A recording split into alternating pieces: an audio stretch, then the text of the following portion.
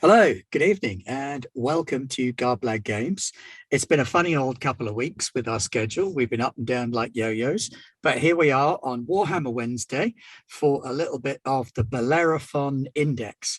Jim is going to be spending this session looking quite intently at that bottom corner of the screen because he's not really here. So don't be freaked out if he doesn't move, okay? Just pretend that he's trying to understand one of the rules that I don't. That would be all of them.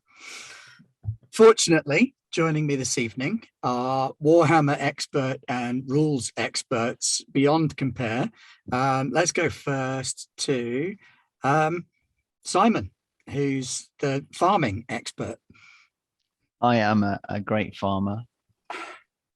I can show you pictures. My asparagus is looking very good this year. That's what we like to hear. Yeah. So Julius Battle is very excited because he's basically carrying around this piece of I don't know what you call it, ancient tech, so to speak, that lots of people might try and kill him for. He's thinking he might set a trap and tell everyone he's got it, and just to see what happens. It's not the worst plan I've ever heard. From me, yeah. Well, even from you.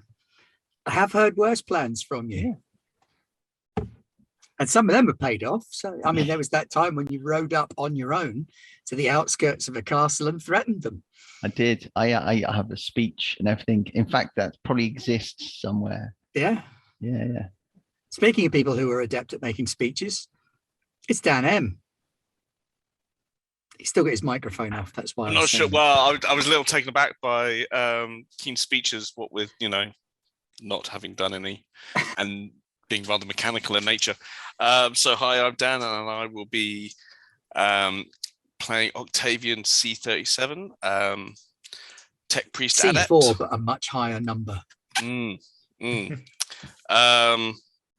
Cyberneticist and specialist in where kind of body and mechanics meet in one. Almost like a biologus. That's what I'm gunning for. And then there's my resident Warhammer expert, Dan M, Dan P even. Dan M's also a Warhammer expert, but Dan P is more of a Warhammer expert. Many people would argue that I'm not, but we'll go with it. I'll take the accolade right now for now. Hi, I'm Dan. I am playing Sister Evelyn, who is, I think, the group's muscle at this point in time. I think that's well established at this point in time. That's purely because she wears power armor and carries a very large bolt gun, and I think that just automatically makes her the shooty, hitty, hard one. Yeah, seems fair. That you're definitely the muscle of the group. And then the secret brains of the group, though no one would admit it, is Aaron, because he knows all the rules. And he's playing someone else who's not the brains of the group. Not the brains of the group. Sakar Rez is a Underhive ganger who is, he's the richest he's ever been his entire life now because he's got a little bit of armor and he's got a monofilament knife. And he thinks he's on the gravy train coming to work for the Inquisition, except for the fact that he's fairly certain that Father Majestus or Sister Evelyn may kill him at some point for some slight that he doesn't even understand, let alone the fact that since he's touched psychic abilities, his mind is beginning to expand and may very soon be, don't tell them, a witch. Dun, dun, dun. Now, speaking of gravy trains and trains, that leads us to the end of the last session. Now, at the end of the last session, you had a little bit of a scuffle inside a bar that very definitely didn't look anything like the bar from Dusk Till Dawn that everybody noticed, which is testament to my describing powers, so at least I can take that. And you had a bit of a scuffle with some slightly lavender skin coloured gentlemen of a hover bike gang who came in and caused some trouble, roughing up Praxis, who was your contact for 2 more pages for the Bellerophon Index, the mysterious long lost biotech book that you've been set to track and find. Several of said slightly lavender-skinned gentlemen escaped, one of whom was conspicuously carrying a sack containing the book, and you blew him up and got the book. And then it turned out to be fake. And it was all rather embarrassing. But you had an idea where they were headed and what their plan was. You believe they were heading towards Hive Reglis on Gilead Prime, and that they were going to get in through the train entrance to the Hive. So there you are, outside the Skull Bar. Just the 5 of you, 6 of you, because you've got your driver. So there, boss, there, Mr. Battle. Here's the other 2 pages that I said that Praxis gave me before he mysteriously vanished. And he said we got to go to over to that Regulus Hive and go to like level 703 and contact the guy there who might be the named Votan or something like that. But he's into weird tech, so that may be a way to track him down when we get over there. But apparently he's the guy that knows where this space Hulk is. I didn't know this, but that's like a spaceship. But apparently that's where they found the rest of the book. And now, is that enough? Is that enough for me to secure passage with you to this new Hive? I mean, I'm still on the payroll, right there, boss? Yeah. You're still on the payroll. You've not been flamed to death yet, so. Hey, listen, the father's in prayer right now, so let's just let him stay in prayer. All right, he's got a lot to think about. And the flamer is off at the moment, so I think that's for the best for everybody. Yeah, he's had a busy night. Okay, well let's get in the rig. We'll head there. We'll head to Regulus. Regulus. We'll head to Regulus. And then if we can set up some kind of communication so we can send a signal, because I think we're too far out now, aren't we? I was doing something with the signal, wasn't I? You sent a signal to the you sent a signal to the other Hive, the one where with the other Inquisitor. Yeah. That's not Regulus. That's not Regulus. That was the Gilead Primus Hive, I believe. Yeah, but if we send a message saying that that's where we're going, then that would be good. Wasn't they Ordo Xenos? Yes. Ordo. Ordo Xenos. So. Then you might want to notify her of potential Xenos encounter that we just had. Yeah, and that too. Well, Dan, do you want to do anything to check that? Valid point. Before announcing that you've had a Xenos encounter. That's a valid point. So, scholar roll. Is that what you want me to do it on? Yes. Yeah, you could do it on Scholar. I mean, I can't think what else it would be done on in terms of my skill wise. It would probably be something that I'd have to. Well, you have got an almost biologus with you who could do an autopsy on one of them. Yes, there's that as well. I got 3 successes though. Option. I got 3 successes though. If you got 3 successes on a Scholar roll, then you would know that the lavender skin tone is indication of a deep-seated Xenos infection somewhere, because it's a type of mutation that only appears 3 or 4 generations into a Xenos infestation in an area. So Sister Evelyn's going to look at Julius Battle and be like, these are the Gene Stealer cult. My order have fought them across many planets. They find their way into the civilian population. I'm sure our biologist here could tell us more about the genetic nature of it, but yes, this would appear to be a Xenos threat on this planet. Okay. Hey there, Sister. Xenos, that means alien, right? That's what you told me before? That is correct. So and what's a gene stealer? Are they going to steal? I mean, the name is apt. Ironically, the gene stealers are part of a vast. It might explode your small mind to understand the greater dangers out in space. But gene stealers make their way to planets and they infect. I believe, biologists, correct me if I'm incorrect, but they infect DNA of the native species, and over generations they gain control of those species. At least that's my understanding of Eventually it. replacing it. That. So, yes, and that's how they find their ways into the underhives of the Imperium. And you're saying it makes you kind of purple or lavender like those fellas is? Eventually, the later generations, I believe. Isn't that pretty obvious though? Once people start turning purple. Tell me, would someone looking purple look unusual in the underhive? It's quite dark in the Unhive, isn't it? But yeah, I mean, most of us are pretty pale in the underhive. I seen some people red and beaten up, bloodied, and stuff. I'd never seen no purple person before. Well, these guys aren't particularly purple, the ones that you fought. They've got a very, very faint lavender hue to their skin, but nothing much more than that. And you reckon if you didn't see them in natural light, it would be much harder to tell. In the deeper hives, they are easy to blend in. They look no different than you or I. Sakar kind of nonchalantly looks down at himself. He's like, Just checking. You never know. Okay, Octavian.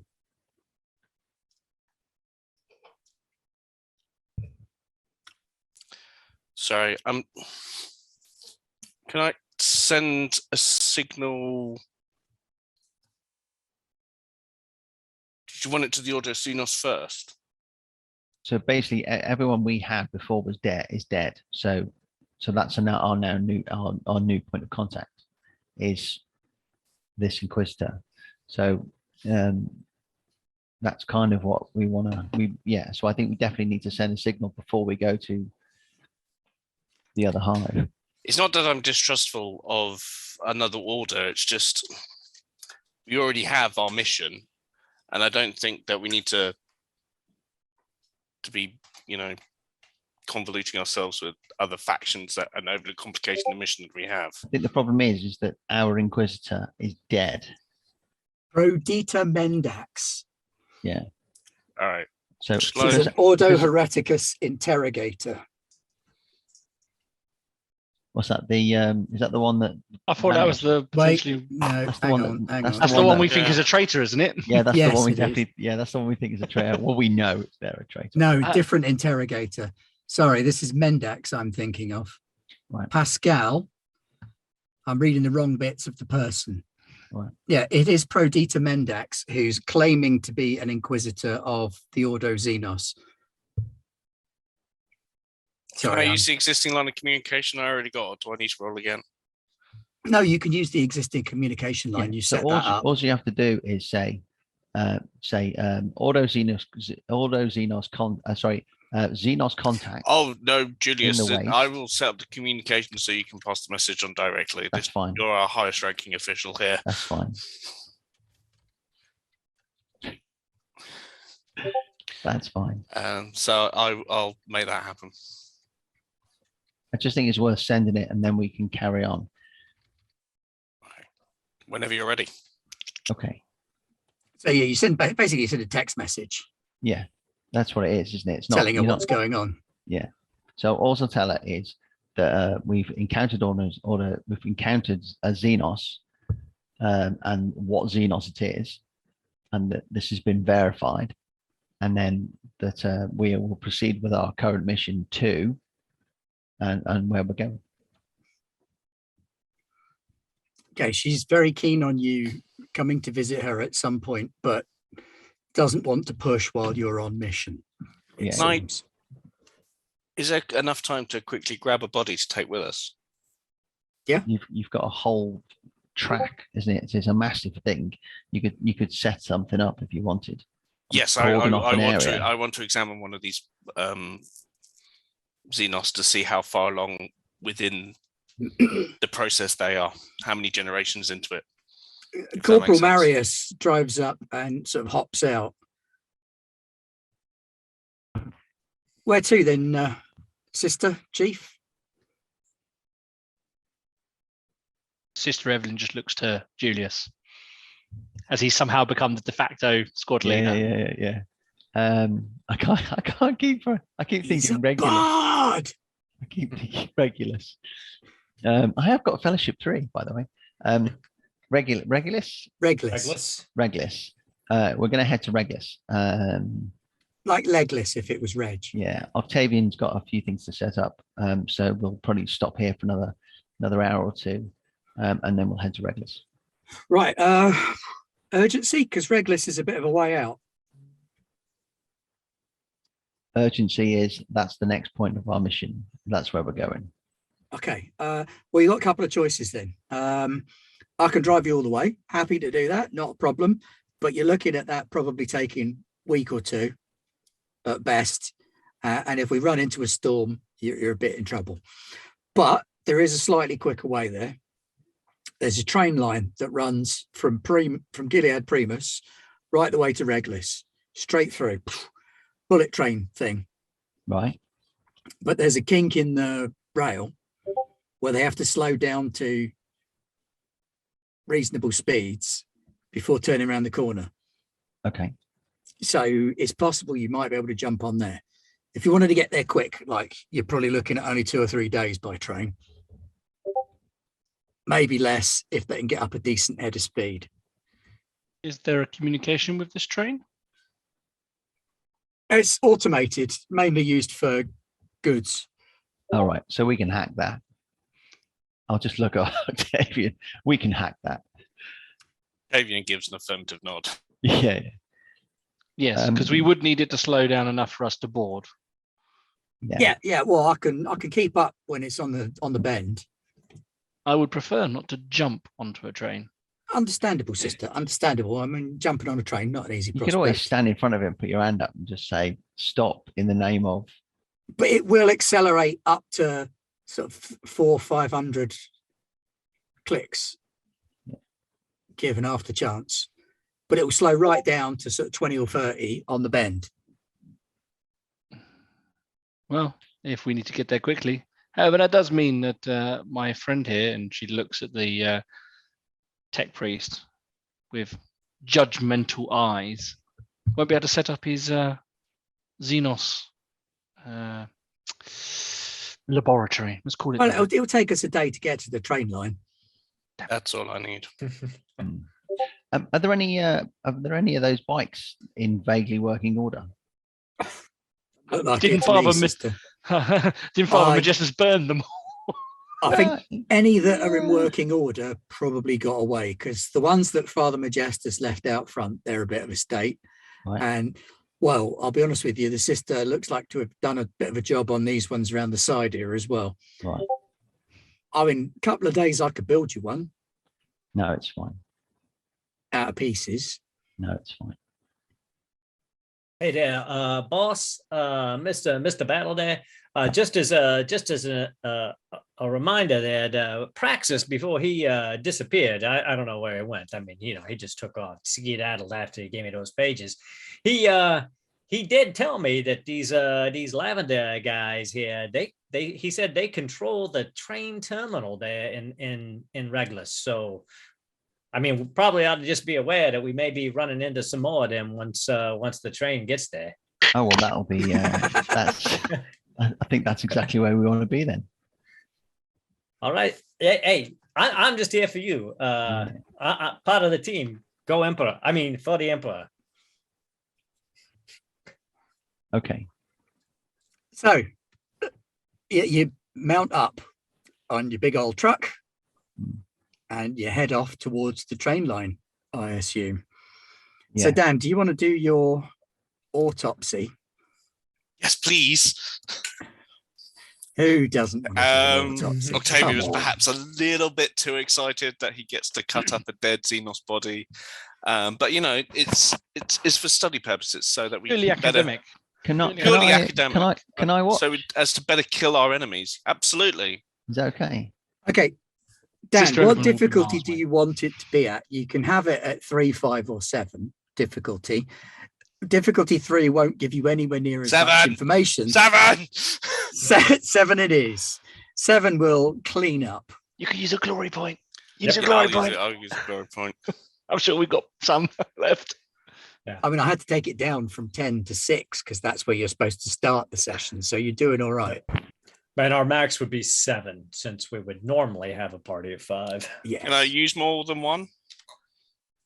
No. Or- No, I don't believe so. I No, don't remember. no. I don't think so. I don't think you can. Okay, well, let's see if this works. You can use your wrath to just re-roll everything you've done. It doesn't work, so you can. can make it work. Yep. Okay, cool. Hurrah! Nice. So there you go. 7 successes, just what you needed. Excellent. And the meat is the easy bit. Yeah, this guy's got this purple tint to his skin. It's very, very faint. You definitely wouldn't notice it unless you were right up close and personal. If anything, it looks like they've highlighted it slightly when they've come out of town, like brushed it up with some powder, or some tattoo ink has been thrown on there to make it look more purple than it would be otherwise. So this is quite far along then. Yeah. Process. Well, process-wise, you would recognize them as a 4th generation hybrid. These Be guys recording have gone it like through an audio recorder, like proper all the autopsy. way. Yeah. So you know how the levels of hybridization work. Yeah. You've got your neophyte hybrids, which are the 3rd and 4th generation ones. These guys are they are definitely 4th generation neophyte hybrids. They look to be in their late teens, so barely able to breed if they are, but worrying if it's 4 generations along, because if these ones do breed, you know what that leads to. The pure strain could appear in the next generation. Means we're close to an uprising. Kind of want to avoid that, really, but it does mean that this infestation has been present in Hive Reglis for at least 40 to 50 years, which is a worrying development. And yeah, you get right into the DNA of it. You're taking out cell samples and digging around, and you can see the gene stealer DNA wrapped in amongst the human stuff, that Xenos strand that few people have ever witnessed, certainly not at this level of complexity. There's a research paper here with your name all over it. Right, okay, so I'll be recording all this information because I think it'll be probably something that Julius wants to send off to the Ordo Xenos Inquisitor. So we'll pass that along. It is very disconcerting that this is so far along the, that this incursion is probably going on 40 years. Yeah, and we're almost at the last stage. Someone knew dropped this. Yeah, someone should have seen this one coming. Okay. But it does happen in the hives from time to time. Yeah. And you just got to hope you get lucky and manage to get in there and root it out. Okay. Well, I'll take in as much information as I can for my own personal, so that when I speak to a Xenos Inquisitor, I can be like, oh yeah, well, yeah, Yes, gene stealers. Yeah. He knows that. Yeah. He's one of them, isn't he? Yeah. 4th generation, that is. Yeah. Yeah. And so by the time you finish doing your autopsy, up in the turret, Sister Evelyn sat up in the turret, just keeping an eye out all around. You can see this silvery line approaching on the horizon. It's a nice smooth line. And then you notice that there appears to be a sort of temporary encampment set up at a bend in this line. There's a couple of scrappy tents, some camouflage netting, a few crates and boxes. It looks like there's an encampment of some kind set up in just the crook of the train line. I mean, at this point, we're probably just going to press on and try to get on the train, as much as I'm sure if Father Majestus wasn't too busy praying, he'd probably want to set fire to more people. This place is in the bend, the bit you have to get to. Okay, then we'll just drive towards it and I'll keep the gun pointed at him. Because there's a big gun on the roof, isn't there? There is a big gun, big old auto gun. Is there a biggish gun on our rig that I could take it off, like a heavy weapon? That's the big gun on here, is the auto cannon up on the roof, and it's not really removable very easily. I'm thinking when we get on the train and we get into when the train actually drives into the station, we can literally just like pop the doors open and just start letting rip from the train. Yes, it's Just a take out- strategy. It's not the take worst strategy ever. Take out the entire concourse. It won't be easy. It takes a space marine to carry an autocannon. Yeah, the sister's not going to be Not carrying even the sister of the battle. carrying an autocannon and manhandling it onto a train that's moving wouldn't be easy. Okay. I'm not going to make it simple for you. No, you can try it. It is within the bounds of possibility. The sister is shaking her head. The sister said no. That means you should do it anyway. Yeah, that's it, isn't it? I should stamp my authority on the situation. Just say, well, I'm not having that. No. Don't argue with the sister. So this little encampment appears to be empty when you get there. The tents are sort of fluttering in the wind that you've got there. There's a sort of yellowish cloud on the horizon. Corporal says, I don't know, look at that cloud. You're going to want to be in the vehicle or on the train by the time that thing hits.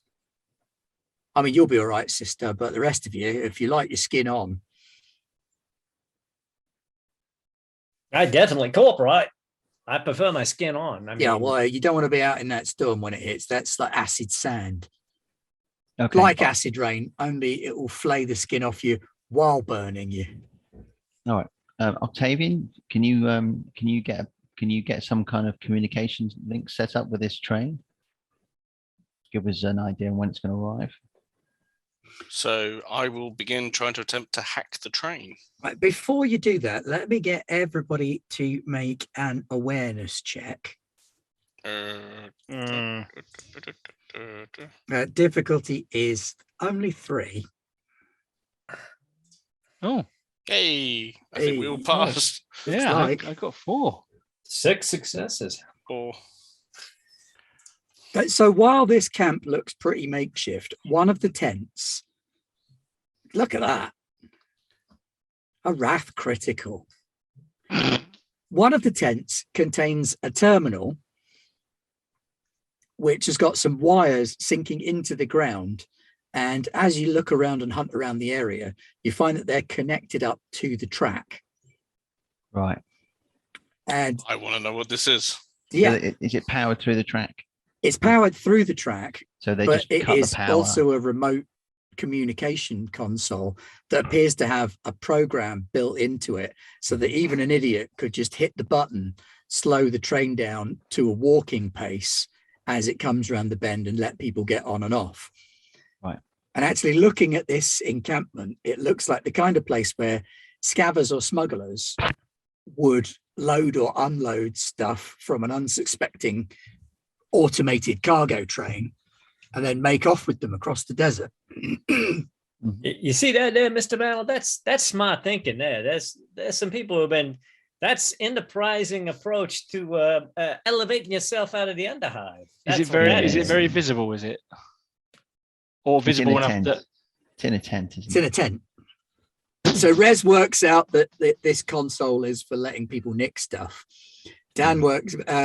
Octavian works out that the console lets you slow the train to walking pace. I feel that this is perhaps a little disrespectful to its machine spirit, just keeping it in a tent. Do we want to disconnect it and just? Well, I mean, isn't it a good idea to go ahead and trip it ourselves so we can get on the train? I'm just spitballing there, fellas. I mean, sir, but ma'am, sister, seems like it's ideal for our purposes. And then, do whatever you want after we get on the train. I'm more concerned about the criminal enterprise that will be in the area looking to also trip. Is it maybe we should so be much taking, as, it's use of available systems there, sister? This is the Emperor's cargo. Well, and they're the Emperor's people. It's a win-win. Maybe we should take the autocannon with us. Well, if you can slow the train to a walking pace, then I believe we could at least load it. But I'm not jumping from the back of this vehicle trying to carry a autocannon. No, I definitely That is an think impossibility. Even the mighty Adeptus Astartes would struggle with such a feat. Julius Battle will turn his back on the sister and go. But Mr. Battle, if we open up fire as soon as we get into that train terminal, aren't we going to be pretty obvious at that point? I mean, we're going to get arbitrators down on us and everything. And then if we're trying to get anywhere kind of quiet, I mean, I think that's going to seriously announce our presence. I'm just thinking from an underhigh perspective, we like to be quiet until we don't have to be quiet. I'm just keeping my options open. Yes, sir. Just throwing that out there for you, sir. Yeah. All right, what's the plan then, gang? Push the button, make the train slow down, load up an autocannon, get on board, and kill anybody else who tries to get on board or steal cargo. Yeah. I added that last bit. That's what I figured the sister would. She'd have some caveats in there too. But and the father, I mean, thank God he's still praying though, because Okay, who's doing which part of what It is job? a statistically simple plan. Talents. Simple plans are often the best plans, Octavius. So I'm going to use my inquisitorial degree. You can invoke the name of your inquisitor to gain plus rank bonus dice to any social skill test when interacting with an individual with the imperial keyword. So I'm going to tell the driver, you just driver. our driver. Oh, You just joined the Inquisition. What you are, Chief? What can I do you for? Well, we're going to rip this autocannon off the top of this rig, because when you come with us and we leave this behind, I don't want them taking the autocannon. If you want to rig this thing to blow, be my guest. So, disassemble autocannon from the roof. Yep. Like a portable mount for it. Yep. Right. So, disassemble cannon from roof, portable mount. How long have I got? Octavian? Sister looks over her shoulder at the Wow. train. It was about a matter of hours, wasn't it? Yeah. I figured it was ours. All right. Yeah, I should be able to do it in a couple of hours. Maybe 3. Let's have a go. All right. Well, I'm happy to help. I'll flex a muscle. And as you do, you just hear these sort of almost piston whirring noises as the sister about goes. Yeah. All right. I'll go do something more useful. Welcome to the guns show. Yeah. Is there a vet nearby? Because these swans are sick. I mean, strength 5 with the power armor, Sister Evelyn should be able to lift it, but moving around with it and firing it would be almost impossible. Yeah. Because autocannons are big old heavy things. Oh yeah. This is one of the big old doubles as well. Yeah. I mean, it was like we were going to take the driver with us, so I didn't want to leave a rig with a great big autocannon. Also understandable. This thing would be really useful to desert folk. Yeah. So I mean, once we've disabled it, they'll probably fix it again, but at least it won't have a giant gun on it. All right. So, Rez, what's Rez going to do for the 3 hours? So Rez is he's looking around, he's seeing everybody doing some work here and there, moving guns about, and the father's in prayer, so he's gonna take a nap. Smart kid. Sister Evelyn, what's Sister Evelyn going to do? Applying sacred oils to her armor, checking the gene seed is still okay on her back because she's still walking around with that Space Marine gene seed. She's also still walking around with a hand of that saint on her back. So yeah, hand of a saint, gene seed of an Astartes. Yeah, and now she's trying to help, obviously, use her strength to leverage the gun off the roof. So probably also helping to do that and applying sacred oils to her guns and/or armor. Making sure she's ready for potential gene stealer cult at the end of the train terminal that we've now been informed might be there. Simon, what's Julius going to do? So I've got 2 more pieces of paper that I need to read. Okay. Heresy. Yeah. Corruption. No, they're not all heretical. One of these pages was about terraforming. Yeah. So screw you. Yeah. And the other one was a conservation thing. So These ones were nowhere near as heretical as the one with the cut side view of a plague marine. Yeah. So can I after seeing the autopsy, would I be able to kind of generate one of these, like a fake one, obviously, the fake book? Would I be able to like make like a fake page in the fake book? Oh, I don't see why you wouldn't be able to give it a go. I think we'd be looking for a deception roll is probably the best bet. Oh, okay. Well, maybe I'll give it a bit of practice first. I tend not to go very, very high on deception. I find it's easier not to be deceptive if you can't actually be deceptive. Yeah, My face just tells everything. that's fair. All right, so you spend the next couple of hours doing your various things, reading your pages, having your naps, oiling your guns, leaving it up to poor old tech priest Octavian to disassemble the auto gun with Corporal Marius. So let's have an... I was going to help, but then the Sister of Battle turned up and started flexing her pistons. tech roll from Octavian then. Sure, no worries. Difficulty's 5. 5 for a gun? That shouldn't It's be an a auto problem. gun that's integrated into the cab of the vehicle. That means Look at nothing that. to me. It's nothing to you. If you need a mobile computer system to rig it up to, then we do have one attached to the train track. So you eventually tell Corporal Marius to get off the auto gun because you can handle that. Tell him to go and make a little cart or buggy for this thing. So he's taking little buggy parts off of other bits of the wagon and assembling this little gun buggy for you. So you've got like a 2-wheeled gun buggy that this gun mount sits on. You disassemble the gun within 2 hours, never mind 3. Oh, I just want to give it tank tracks. Tank tracks, if you prefer, is totally acceptable. Fantastic. I mean, if you rolled really well, surely you can create a mobile automated autocannon system. Isn't that? But you could Ride use it your around extra like a success to Segway. make the buggy section tank tracks. There you go. You've got an Only- auto gun on tank tracks. Octavian I'm starts starting with looking fun at now. Almost a our. thud gun, isn't it? Half a thud gun. Well, Octavian starts looking at our new recruit rather fondly and wondering if there's any way we could just make a battle servitor out of him. To be fair, one of his legs is already robotic. Yeah, I could stick this gun on him. He's couldn't I? like an eighth of the way there already.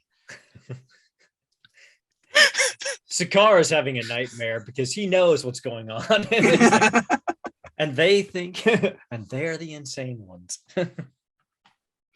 So while Sakar is asleep and dreaming, can you make a psychic mastery roll for me, please? Yeah, I'll give it my best shot. What's the difficulty? Difficulty is only 3. 7 successes with a wrath critical. You find yourself in a strange alien environment with weirdly organic looking metallic structures, not crystalline. The structures are definitely metal, but they're all the sort of weird, smooth, organic feel to that device that you've got in your pocket/belly. Well, this is something you don't see every day, that's for sure. Turning, you look out of a window and you can see this weird churning red and purple light outside with crackles of strange lightning happening. It doesn't look anything like space as you would understand it. It's not black like space should be. It's like you're in a storm or a cloud of some kind. I gotta be dreaming. There's no way they took off and took me to some weird place like this without waking me up. And And at that point, a ghostly figure sort of walks past you, stops as it approaches you, turns this weird faceless mask towards you. Looks like a completely smooth, reflective thing. And you're looking back at not yourself, but another completely smooth, reflective plate. And they kind of bounce back and forwards for an infinity. And it communicates something to you about going from a place to a place that's not this place. And then you wake up again at the end of your nap. And everybody's been really busy outside. I don't think I'm going to be telling nobody about that dream for nothing. I know it. The father would put me on a pyre for sure. But he does take out that little silver ball and hold it a little tighter. I don't know what you were trying to show me there, little ball fella, but we're going to keep this a secret between the two of us for now. It does seem to pulsate slightly in agreement with you. What kind of pulsating? I'm fairly certain you'd be okay in the fires, but I don't think that I'd be faring so well. So we'll just keep this to ourselves. Hey there, Mr. Battle. You need any help with that? I was just meditating, something like that. The sisters was telling me about praying to the Emperor. It's good to clear your mind before potential battle. Keep your eye out, because when this train gets close, if anything's out there waiting for this thing to slow down, they'll all come a running pretty quick. Yes, sir. You got it. That device in the tent starts beeping. Beep, beep, beep, beep, beep, beep, beep, beep, beep, beep, beep, beep. That's so cute.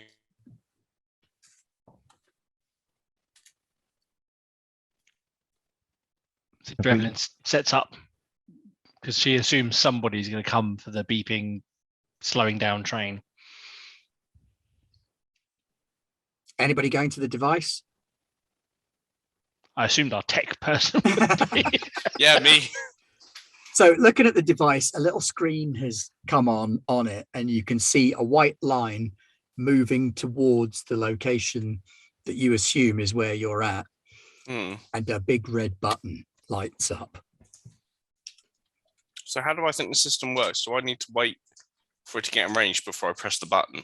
Looks like, yeah. Okay, so I'll be ready with the button. Who's got the button? Here's the button. But it is literally press button. I'm not going to make you make a roll to work out the tech on this thing. This was designed to work for people who can't tech. And eventually the beeping sound becomes a single tone. And you figure that's probably the go sign. So you press the button. And off in the distance, you can see this shiny metal bullet barreling towards you at ridiculous speeds. And then some sparks jet up from the path around it. And you can see it starting to slow down. And over the course of the next 20 minutes or so, it slows down and slows down and slows down until the front of it approaches. And it's immense. The front carriage of this train is easily twice the size of your battle wagon thing that you've been driving so far. Armor plated on the front, not streamlined so much as anything in the way would be battered out of the way. And it's got no windows. The whole thing is just these massive slab-sided containers. And as it slows down and hits the curve, about a third of the way down, you see one of the containers slides open. That looks like we've got some people disembarking them. I'll tell everyone else that we've got someone preparing to disembark. Okay. I assume that's our entrance. As it kind of pulls up alongside, and you can see that one of these carriages is open, and a box gets thrown out from inside just before it gets to the camp. And then as it gets to the camp, an arm comes out as though to grab someone's hand. So I'm assuming we're all just going to get into this carriage. Yeah, let's go. And autocannon and all, and deal with whatever's inside. All right, so everybody make an athletics check, difficulty 3. Oh no! Unless you're carrying the autocannon, in which case it's difficulty 5. Okay. I'm going to basically, so as we're about to do this, right, I'm going to look everyone and I'm going to do everyone on me. We got this. And I'm going to give them a bit of a pep talk. So they should all get a bonus because I'm using my leadership. What does that actually do? That actually does exactly what I just said it does. Okay. What does that bonus equivalate to? Okay. I just made up a new word there. No, you didn't. Equivalate is a word. Is it? Welcome to my world. And I'm really smart and I knew what that word was.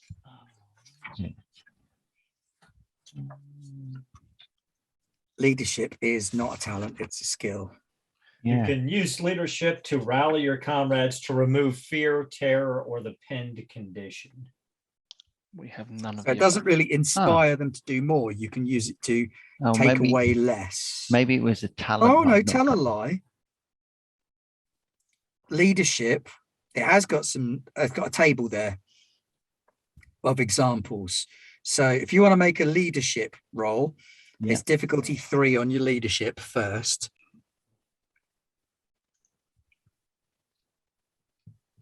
Yeah, 7 successes. Look at that, crikey. Now, on 7 successes, that would be demanding a coven of untrained psychers use their powers against a killer can. So I think you've managed to rouse everybody. So we'll drop the difficulty on everybody's roll by 1. I assume I'm probably carrying the... so your athletics is going to be a difficulty. Does anyone mind if I use a glory point with this one, just to make sure? Oh, go for it. Can I use a glory point as well? Because I've got 1 dice. Oh no. Math complication. But I do pass for 6. Woo! Okay. I passed 2 barely. Oh, God. Did anybody get any spare successes? Yes, No, I did. Yes, I got 2. Okay, well, if you've got a spare success, you can use them to sort of pull Octavian on board with you. I can just now got this image of this sister dragging this like auto cannon, like with power armor creaking and then going, "Come on, Octavian!" Kind of like not an athletic creature. The complication that you face, Dan, in so doing, is that while you're pulling Octavian on, it's going to give the person in the carriage a chance to try and shiv you. Oh, that's fine. I also got a wrath complication.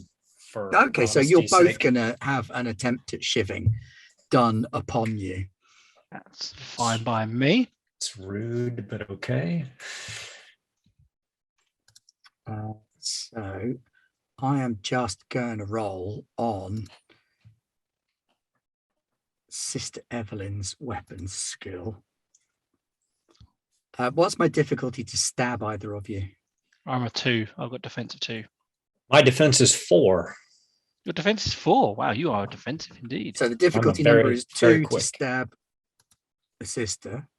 My toughness is 5. And 4 to stab Rez. You definitely hit the sister.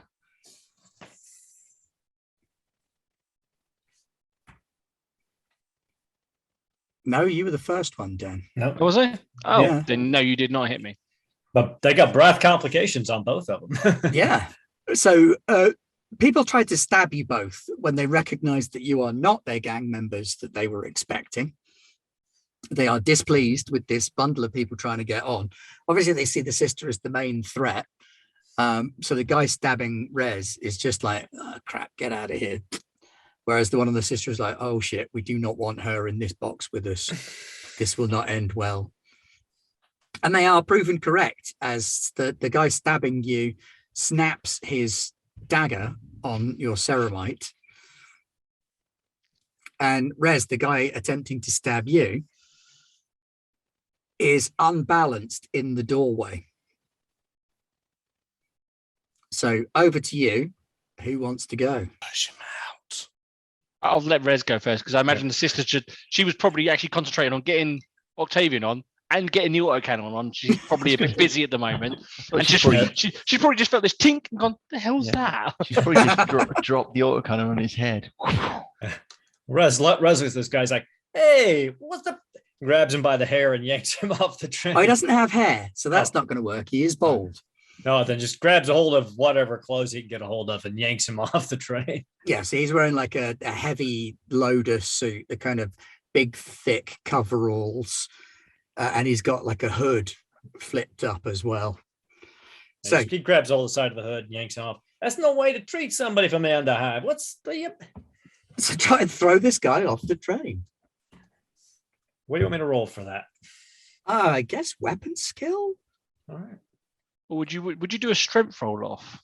Just an opposed strength roll. I suppose, yeah, it could be a strength roll off. Both roll on, Well, both if roll it's- on strength. How If many he's successes? unbalanced because because of the wrath complication. I'll let you make a weapon skill against his strength. Okay. So his strength is 4. Just against a standard D and a 3. Or Yeah. do you want me? Okay. When I go for a difficulty of 4,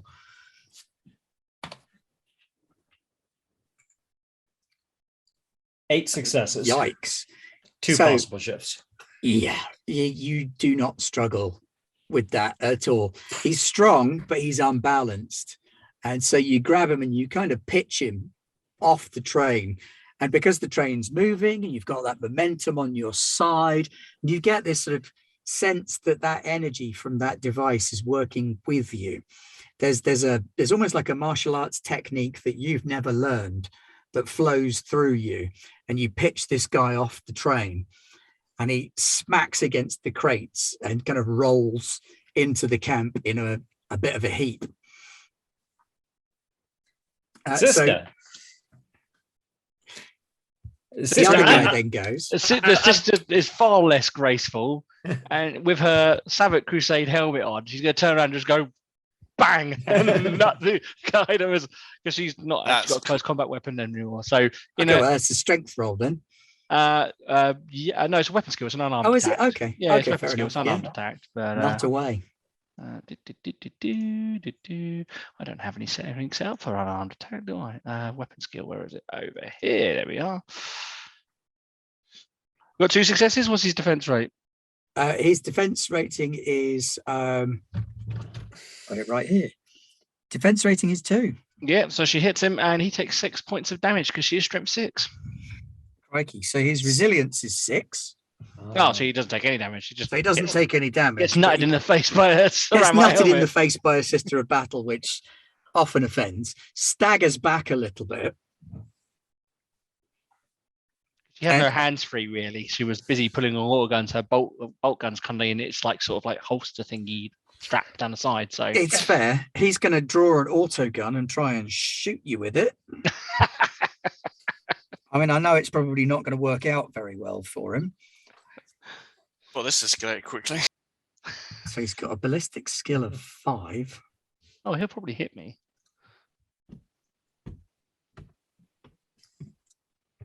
Dice pool is 5. What's his difficulty number? 2.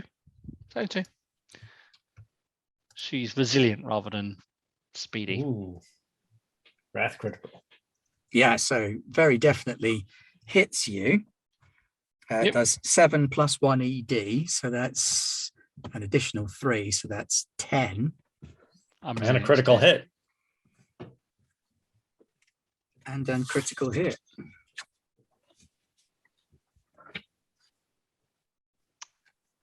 Critical hit. If it's a critical hit, then what I'm going to do is the Emperor protects and spend 2 faith points to make that attack force it to miss me. Okay. So as he strikes and he thinks he's aiming true, suddenly out of nowhere, the bullet almost seems to whoosh over the sister's shoulder. And the He's Emperor doing so well.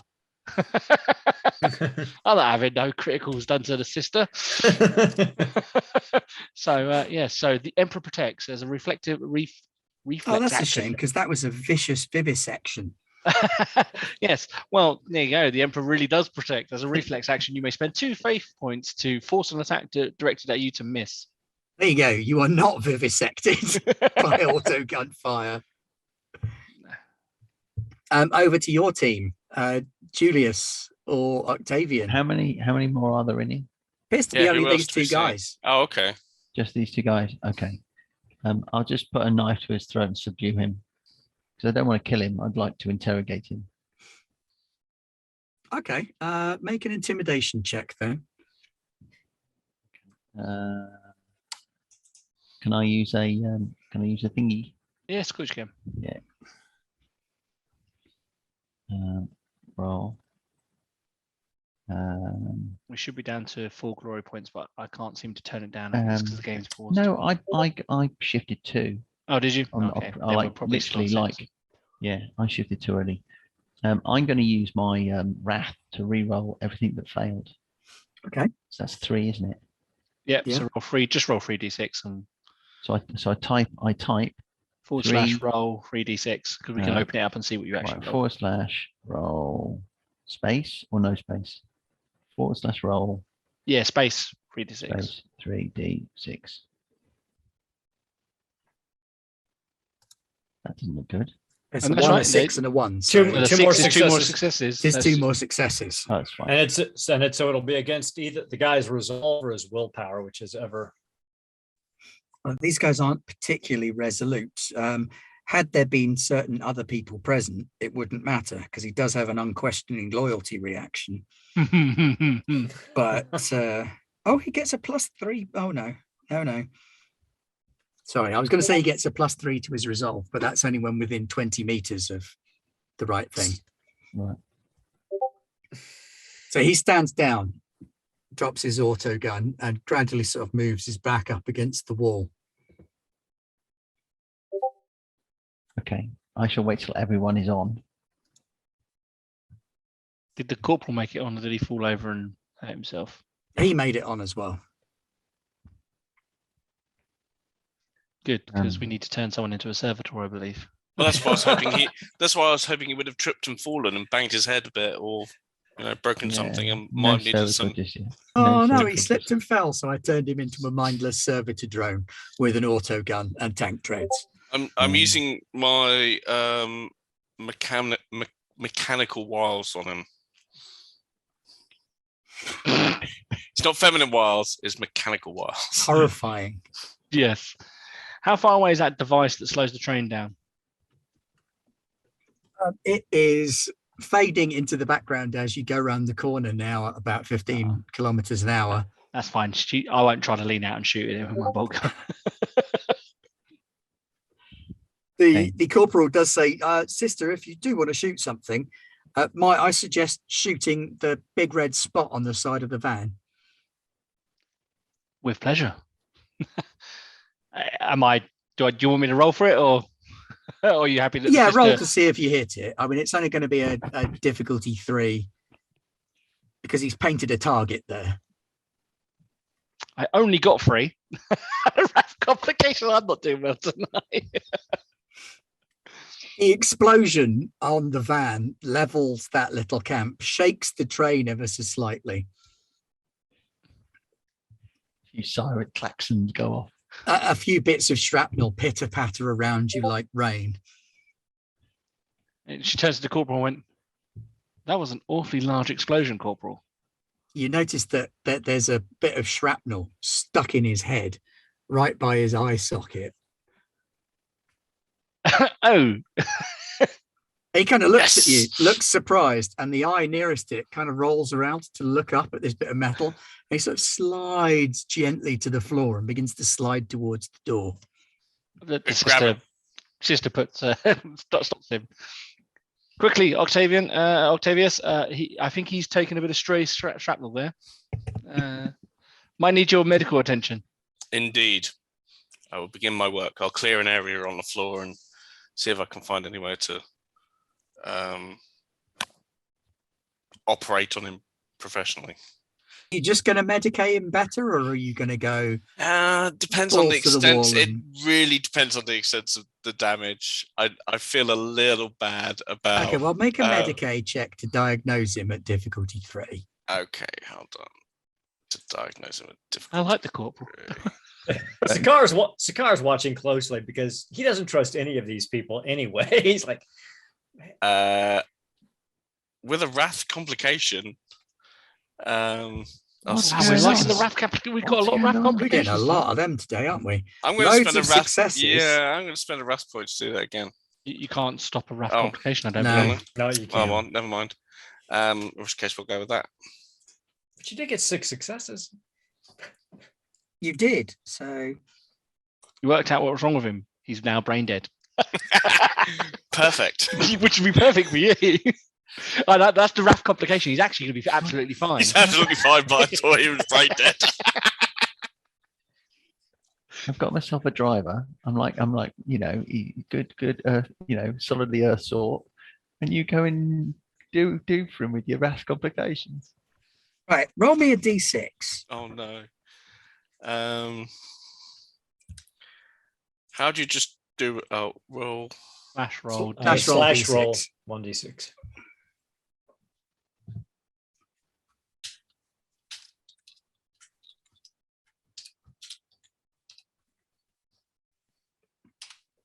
Because I'm not sure what should happen at this point. Space 1d6. Is it space? Yeah. / roll space 1d6. Hey. You got the space in the wrong place. And you got the slash the wrong way around. You got the other yeah, slash. yeah. Slash roll space 1d6. Got you. There we go. And he's our tech adept. A 1. Clearly, I wasn't preaching the correct listenings to the machine spirit and used the right incense. You are concerned that you wouldn't be able to upgrade him with the tools you currently have at hand without losing one of your own bits of enhancement. I'd have to use something of myself. You'd have to cannibalize yourself if you wanted to enhance him. All right, fair enough. In which case I will... He can survive this. He will need a replacement eye. That's fine. He can wear an eye patch. Eye patches are cool. Yeah. We've got a guy over there. You could just take one of his eyes, right? Yeah. You want me to replace an organic eye with an another organic eye? No. You can do something later. Okay, yeah. So I will begin treating the wound and stabilizing him. Okay, so you stabilize him and start treating the wound, bandage up one of his eyes. Meanwhile, Simon. So I want to know what how this train runs. I want to know what carriages this carriage links to. Who's expecting to meet you off this train? Which thing do you want to know? I don't know all of that. Okay. What do you know? Answer the bits you know. I know we stay in the carriage. We get to Primus, they chuck some cargo in here. We throw some of it out at the way station. The way station, they chuck some other cargo in. We carry it on to the station at Reglis, and then we unload.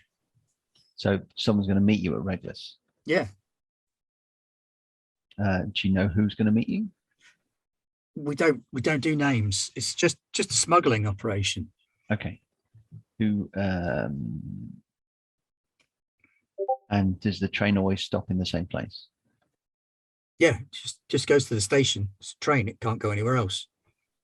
Okay. Well, I'll pitch him out the side.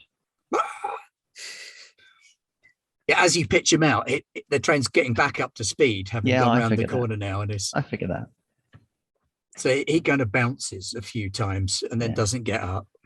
I'll inspect the auto gun that's lying on the floor. It seems to be intact. Nice. Looks like the door will slide shut if you're strong enough.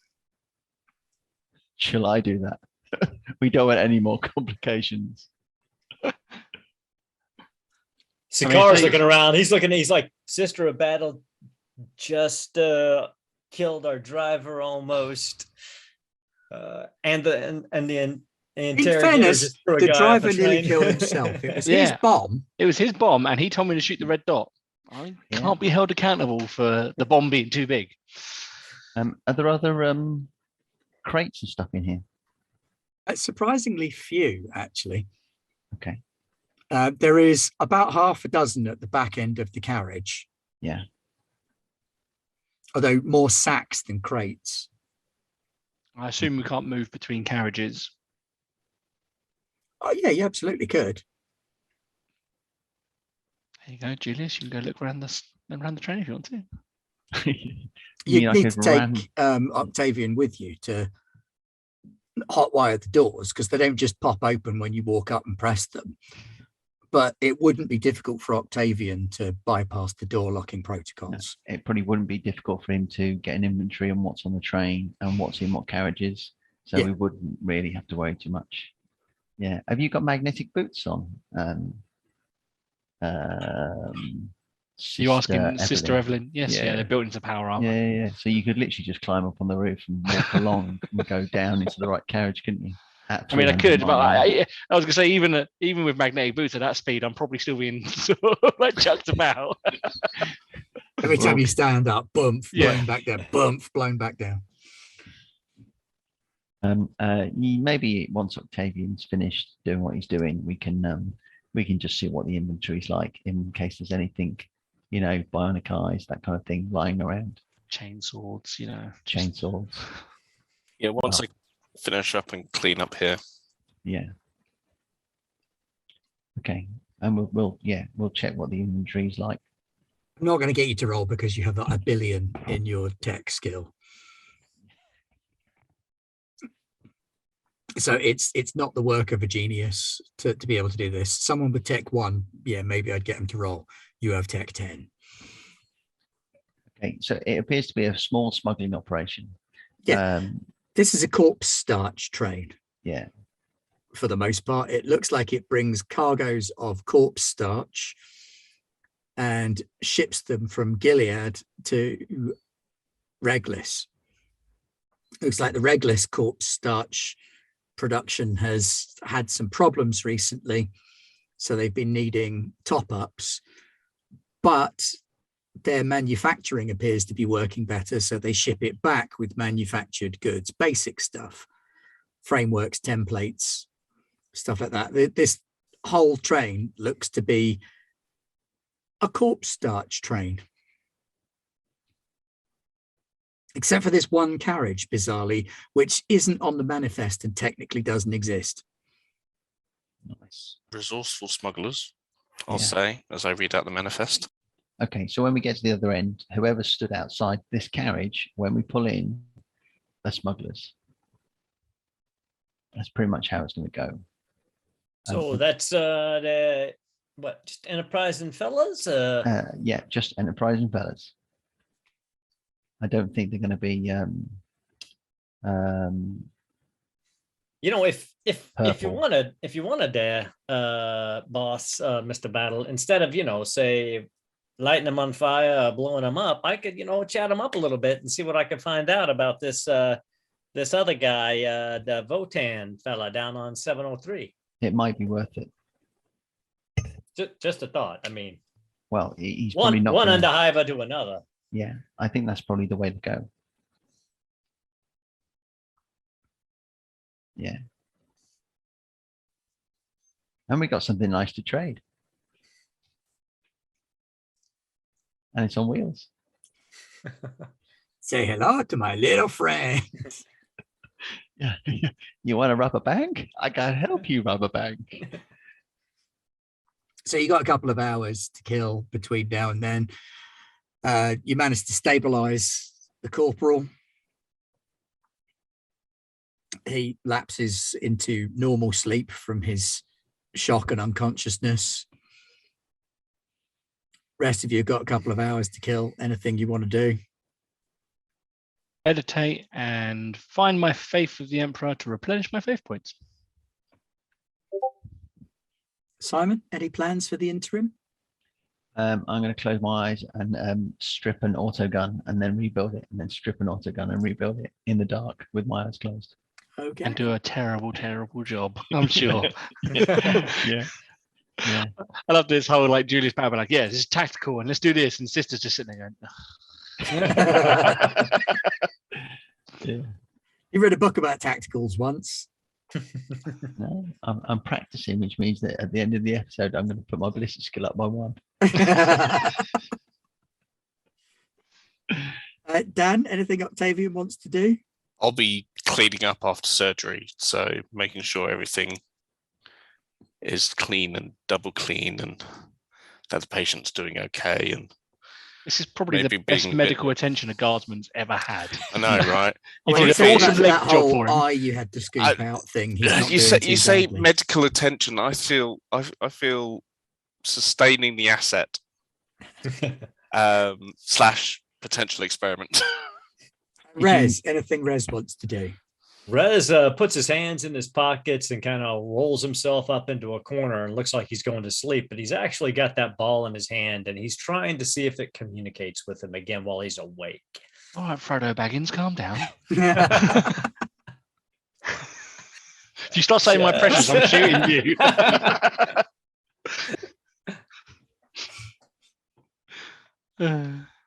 So, trying to communicate with it. All right, make a psychic roll.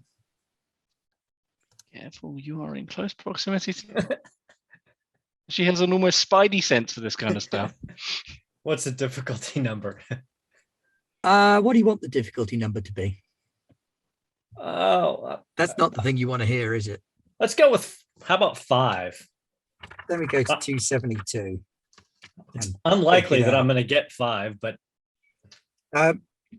You can go for 7, but if you get less than 7, it might still work. I'll go with 5. There's no Okay. way I get 7, but All right. 5's a possibility. Nope, 2. I will use a wrath point to re-roll my failures. That is wise.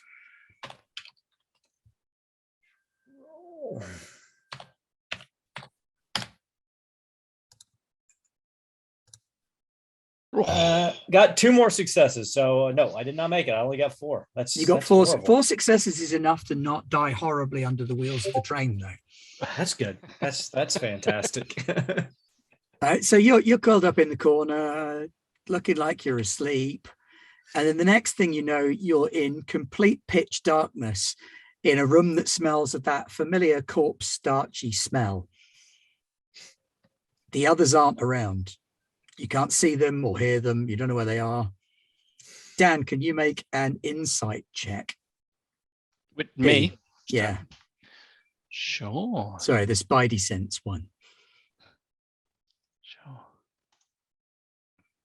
I got 3 successes. Yeah, you get a sense that something not right has just happened. Like that tingling that I get when a witch tries to cast powers. Yeah. Suffer not the witch. For now, she's just going to assume that there's someone else or something else at play. Because as of yet, while she hasn't said, she's mildly fond of Sakarez. She's in fact, Sakarez is probably the only person in the group that she mildly trusts. And that's because he serves his own self-interest of survival. Definitely doesn't trust the tech guy. Definitely doesn't trust the wannabe Inquisitor.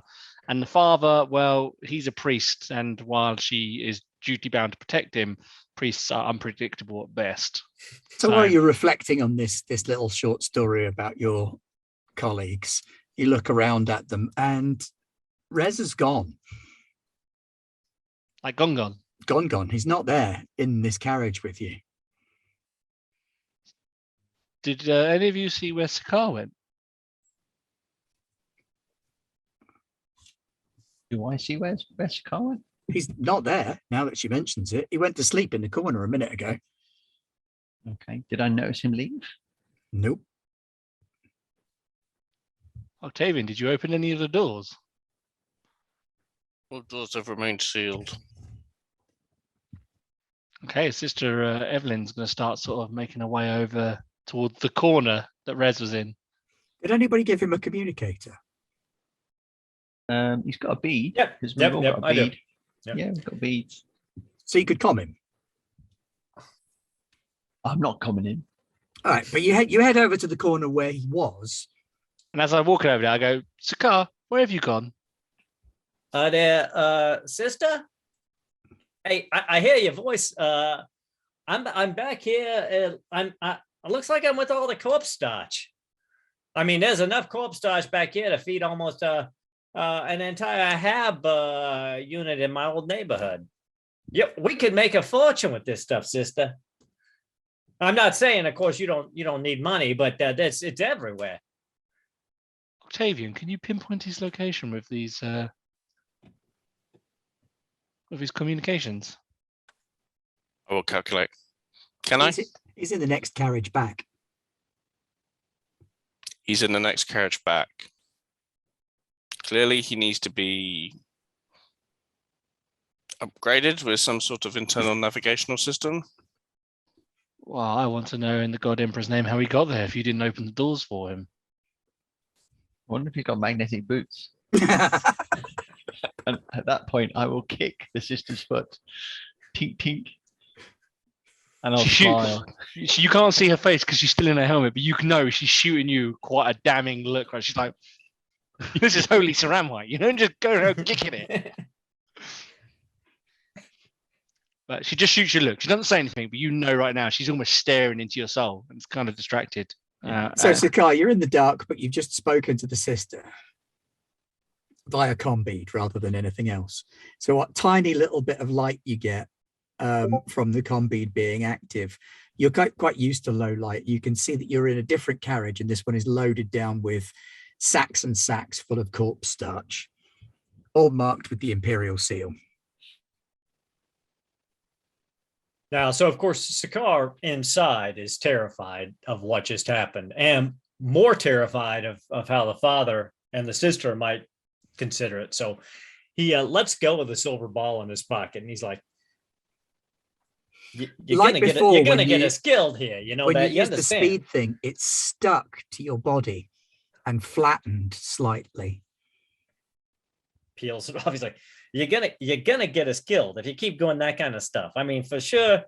I clearly the Emperor is working through us here, but I'm not sure that the father will agree with that. So we got to keep this stuff quiet. If you're hearing me, I don't know if you're hearing me.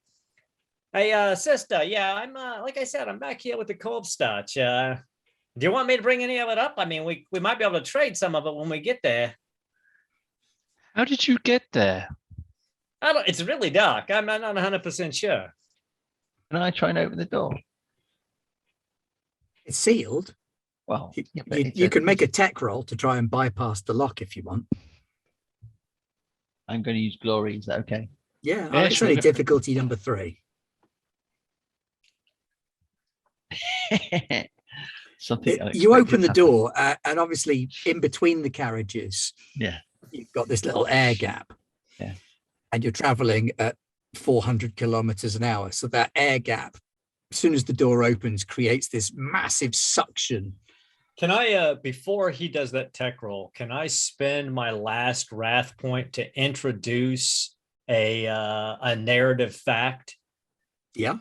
That when he goes to use his tech skills to open the door just pops open because the smugglers have bypassed that door to allow them access in and out of their car. Yeah. Yeah, sure. Well, we've not had anybody do that so far, but yes, you can use wrath. Nobody tells Simon. Nobody tells Simon. This is amazing. Oh, God. Yeah, the door pops open and a little whirlwind tries to suck you out the doorway. Okay.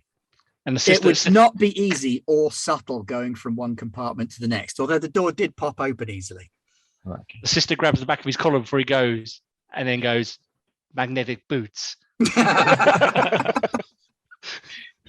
Yeah, I don't need to use wrath points for narrativeness.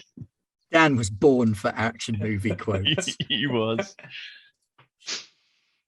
Okay. But yeah, you Well, open second door as well, and the light floods, and there's Sakar stood up against a bunch of sacks of corpse starch. So the boss, Mr. Battle Dad, do you want us to take some of this with us to trade for information, perhaps? I think that, it's possible.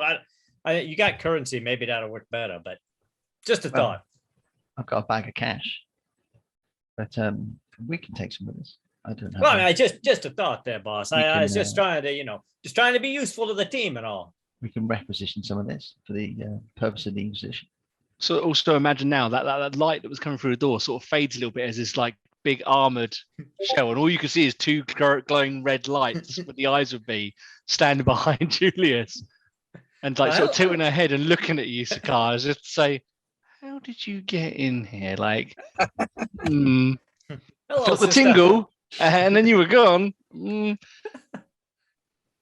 She kind of like tilts her head, and as we will come, I'm guessing we're all going to sort of make our way back out. And she can lean into Sakar and go, "I don't know how you got in there, but be careful what you do around the father." And then she just like kind of steps away from him and doesn't let him say anything, just steps away from him again. As if to say, I know you didn't get in there by normal means, but I don't know how you got in there. But I know you know, and now you know I know you know. Yeah, and now you know I know you know I know you know. So Sakar very, very discreetly makes a very bad Megillah on us. He's like, thank you, Emperor. I appreciate you having my back there with the sister. Glory to the throne. That's yep. Don't wake up the father. A couple of hours later, you feel the train start to slow again as it's coming into stop, it would seem. So you must have reached your destination. Corporal Marius kind of sits up with his one good eye. Is like, oh, what a miss. your eye. Apparently not the Corporal. chunk of metal that hit your head. Oh, that's why it's dark on that side. Just in the couple of hours before we get there, I'm going to empty some of the crates so I can basically put crates around the autocannon, or so that when we wheel it off the train, it just looks like we're wheeling crates. Not It was not- sacks, not crates. Were they sacks, not crates? Yeah. Okay, I'll work something out. He'd like to introduce with his rap point a narrative that there was crates on the train all along. The big square sacks. No, I'll basically just flash my Inquisitor badge and say, that's not an autocannon, they're sacks. These aren't the If anyone autocannons you're argues- looking for. Yeah, if anyone argues with me, just shoot them. So you feel the train come to a complete stop. There's lots of squealing and shrieking of metal. It's not a subtle process. And then there's a bang on the door. Rez, you're Bang, up. bang. Sister Evelyn pushes herself against the wall and is ready. Rez opens the door. Hey, my There's fellow. about half a dozen underhivers there in similar overalls to the smuggler guys. Big, heavy things. Make an awareness All of us? difficulty 3 test, please. Anybody who's looking at them. Yeah, no. Man. 1 success, 6 failures. So Sakar is thinking about whatever he's going to tell these guys and isn't really picking up on what they're putting down. I am aware. You are aware. I am aware. You are aware. I think Wrath complication. where the A wrath wrath complication. complication is never a good sign. Simon, We've got Dan, other Dan, even? No, because Sister Abato, she's pushed herself because she doesn't want to be seen. Oh, you're waiting to Instant- see if someone comes in. It's more if when Okay. someone comes in, but she's also Well- hiding herself from them as well. Because if they see a giant, well, not giant, but they see a plated battle, Sister Battle in there, they're going to go, something's not right. Well, Julius and Octavian, you notice that these guys have got some of the same tattoo markings as that bike gang, and there's a hint of lavender to their skin as well. These are not your regular underhivers, but up in front of you, Sakar is there, and he greets them. Hello, my fellow friends. We met some of your, the couple of the fellas that were here on the train, and they said that, perhaps we could work a deal. These underhivers kind of look at each other, and one of them goes, "Yes, smart kid. Sure, we can work a deal. Hop on down, we'll talk." Hey, that's awesome. Sakar looks back, gives everybody the thumbs up, and goes to hop off the train, unless somebody stops him. He Looks hops like off the nobody's train. stopping him. I will step forwards so that I am closer to the edge in case I need to get him back. So yeah, like I was saying, we jumped on there when the train slowed down, and we're looking to expand some of our operations from our own hive, and we thought, what better way than to come here? You're not the regular guy, are you? No, the regular guy he had to take a powder. But you're young and you're strong. I guess you'll do. You'll fit right in. Come and meet the boss. Come and meet the boss. He's the man you want to talk to. Well, all right. That sounds good, guys. I mean, we got some information to trade. We're looking for some friends here in the hive. So take me to your leader. Cool. I think that's what they say. You're going to have plenty of friends in no time. Don't you worry. You look like the kind of guy who makes friends easy. I'm friends with everybody. I'm going to jump down off the train. I'm going to put one hand on Sakar's shoulder. The other hand, her hand has just thrown a frag grenade behind the lot of them. That's fucking awesome. Right. I love Julius. Yeah. And then basically we're going to lean. I'm going to go down and basically just cover him with my so my jacket's pointing behind. Okay. And then I'll bead. Sister Evelyn, you're up. That's pretty much the play I'm making. So let's have your frag grenade first, then. Okay, my frag grenade first. Can I use a glory? I think you want it. Yeah. It's not like you've got a shortage of the damn things. Right, and I'm going to use my last thing because this is quite important. So, roll. Did I fail 2? It was only 2 or 3. 3 d6. Oh, looking good. Yeah, that's 3 more successes. Okay, we'll go with that. Nice. So you got 6 successes. Roll your damage and add 3 to it. Okay. So damage. I just click the roll damage button. How do you click to roll? It's right there on the. Yeah, I don't think it worked. I don't think it worked. No, because I can click. Okay. Oh my god! Wow. Yikes!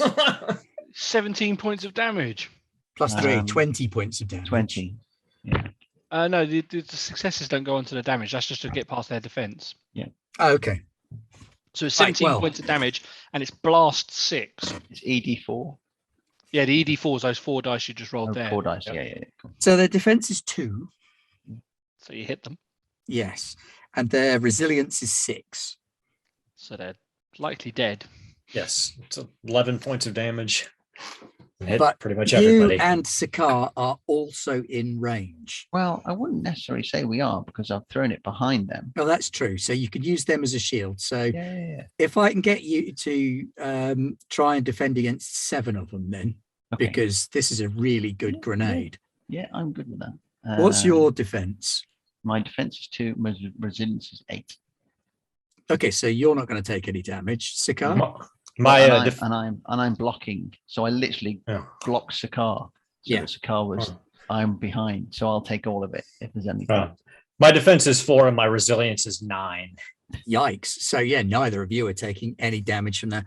Like I said, I've got to stop sending T-level threats against you and start hitting you with the A's and the E's, because these T guys, they don't stand a chance. Bonuses, passes for human. Yeah, right. Up until they get frag grenaded, then they pass for steak. I am down to only having 2 frag grenades left and 2 crack grenades. So I can't imagine you'll struggle to get your hands on more. No, I don't think so. Okay, so you toss a grenade behind them, pile drive Rez to the ground. The grenade goes off and it just rips these guys apart. So there, Mr. Battle, I'm assuming that negotiations were a failure at this juncture. You were right about one thing, Master. Negotiations were short. Yeah. I think you missed the whole lavender skin thing going on there, yeah? Sakar? Oh, damn. Yeah, there's a hand lying right in front of your face now, and you can kind of see the purpley tint on it now that it's there. I can see that now, yes, Mr. Battle. Hey, The one thing he told me before you blew them all up was that they were going to take me to their leader, and then we would be very good friends very soon. So Yeah, exactly. You'd be Lavender. that's lavender's not a good color on me, sir. Not at That's all. not how Yes, sir. gene stealers work, Simon. You know that. They'd have implanted him with the gene seed, and his kids would have been purple Yeah. because they'd have been Gen 1. Yeah, Gen 1. Halfway house kids. I know we've moved on from it a little bit, but blast, the way it works is you hit a number of targets equal to half the blast rating, or number of mobs equal to the half blast rating. So blast 6, it would have hit 3 targets. I don't know how many guys were standing there.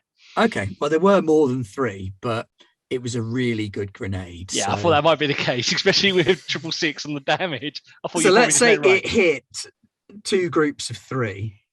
Because it can do 2 mobs, can't it? Yeah, it can do 3 mobs. It can do It could have done 3 mobs. Yeah. So there were 2 mobs of 3 there. So that was sufficient to do them because they're threat level antagonists. So they can happen in mobs, can't they? Yes. Yeah. They're not alone on the train platform, though. They were just the 2 groups of people who were going to unload whatever cargo was coming to the station.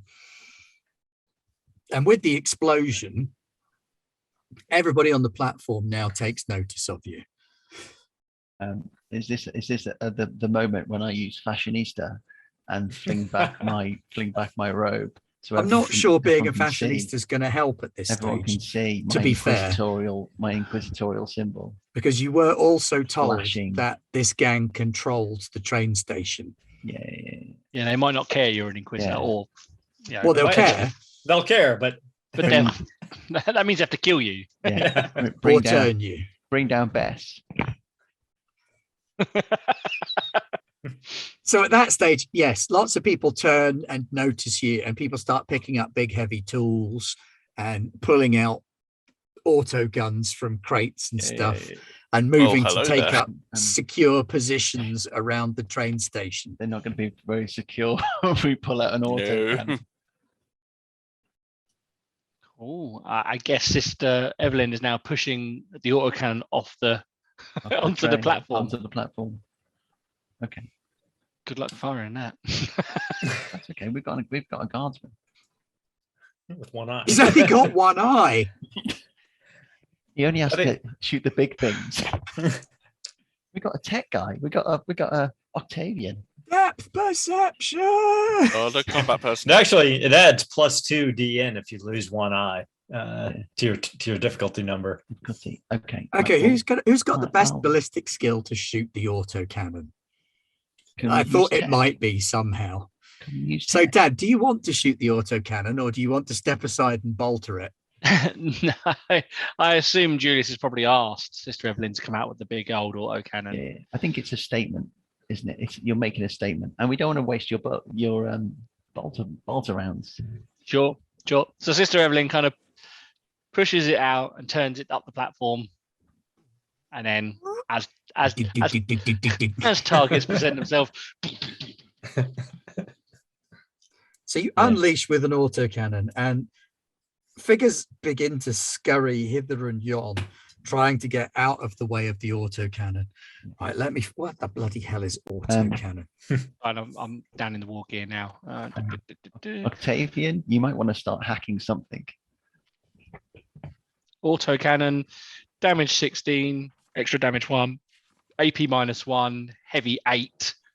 And it's a dual autocannon, you said. Yeah. So it's going to basically be twice stats. So it's heavy 16, isn't it? What does heavy 8 mean? Heavy 8. I'm pretty sure that's the number of shots it puts out, but heavy, it's the required strength. Heavy is your required strength. To use the weapon. The strength to equal to fire it normally all the time. Taking the brace or action or securing the heavy weapon. So we've secured the heavy weapon to something like a tripod that negates the heavy trait. Yeah. So okay, yeah, and it doesn't have salvo, does it? Actually, that's the number of shots. Projectile Imperium. Okay, yeah. Well, it's got very long range and it's damage 16 at -1 AP. Do you want me to start rolling dice and hitting targets? No, because I don't think they're going to wander into fire from an autogun. I didn't think that. When you open up with the autogun, what they're going to try and do is get clear. So they're going to try and vacate the area. So what I will get you to do actually is I will get you to shoot. Yes. if you would be so kind, and we'll Absolutely see blown how up. well you do before they escape, Okay. or how many of them manage to escape. You might be able to take out most of a generation. Seven successes. Yikes. You recording this, Octavian? With 2 possible shifts. What's 7 successes going to give you in terms of the outrageousness of your shooting? Well, it just means that I hit a lot of things. You hit a lot of things. That's what I thought it meant. Yeah. That's they kind of all what we were explode. going for. That's my level of accuracy.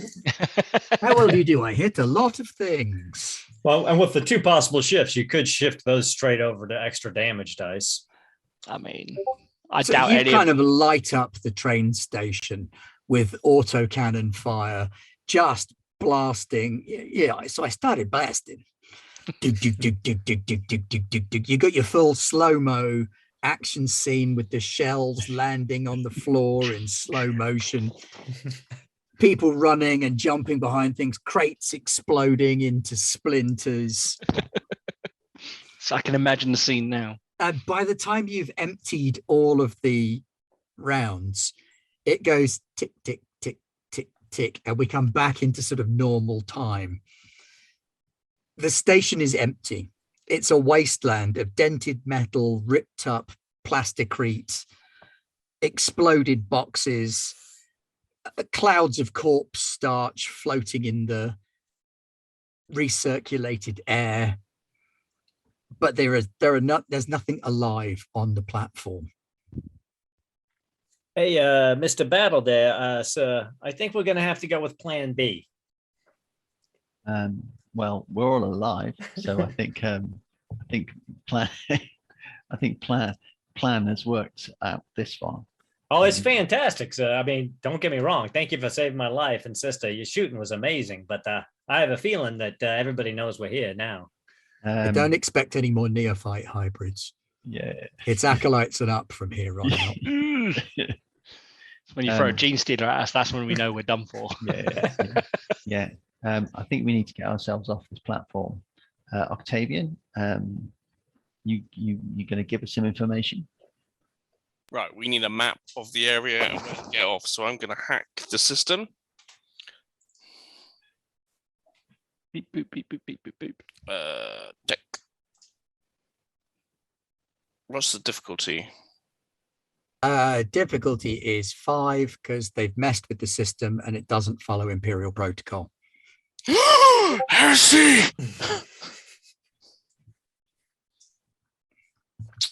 Howdy. Yeah, that will Is do. Is Octavian going to put it back to Imperial system? Yes! While I'm hacking it, I'll reprogram it. That's in the wrong place. We have That to doesn't belong realign. there. No, it's appeasing the machine spirit of this data You computation appease device. the machine spirit by returning it to a placid and calm state of Imperial harmony. You are on level 1280 of this hive, which is basically ground level. There are a couple of dozens of levels below you, but you know that you want to get to 703. Now, interestingly, this area appears to be quite heavily cordoned off. More to stop other people getting in here than to stop people getting out there. It looks like somebody has monkeyed with the systems down here a lot and really messed things up, so that anybody trying to make their way into this level would have to go through loads of checks and searches and would show up really obviously to anybody who was monitoring systems. Or, they turn up and fire an autocannon down the platform. Actually, coming through the train gate with an autocannon is probably the best way to have surprised these guys. If you tried coming in here through any other level, they'd have known you were coming a good half a dozen levels in advance. They've overtaken the lifts and the stairwells. Getting yourself access to their versions of the system has shown you how much control they've got. And it looks like they control about half of this base level. but that also means controlling access to what goes in and out of the hive.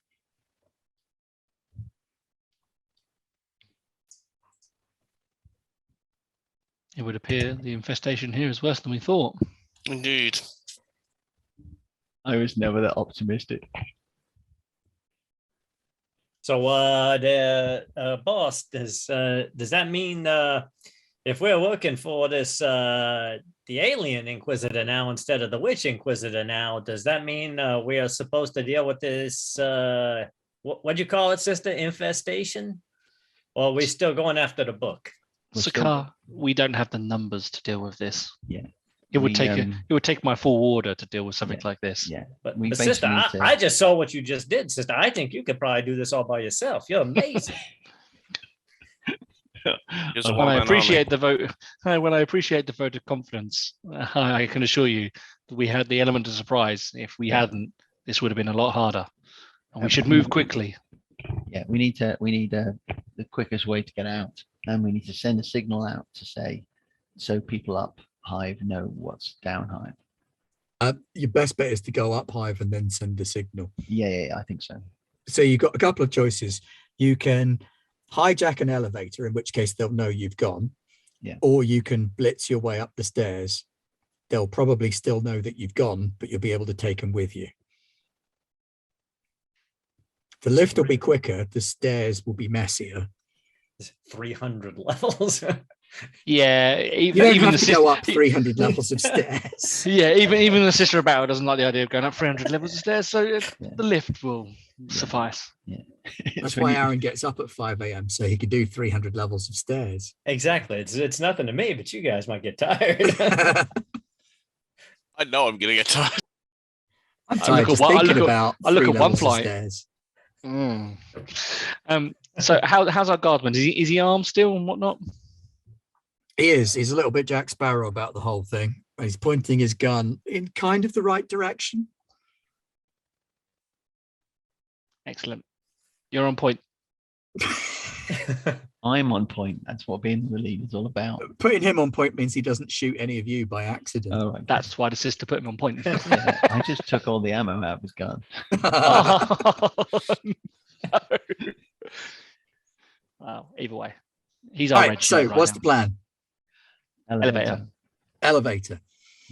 Get out Okay, of so this the nearest level. elevator, Dan, you managed to pluck it out of the system. It's locked down. You can see where it is, how to gain access to it. Shouldn't be a problem for your skills. I also want to make it so that no one else gains access to it while we're using it. Okay.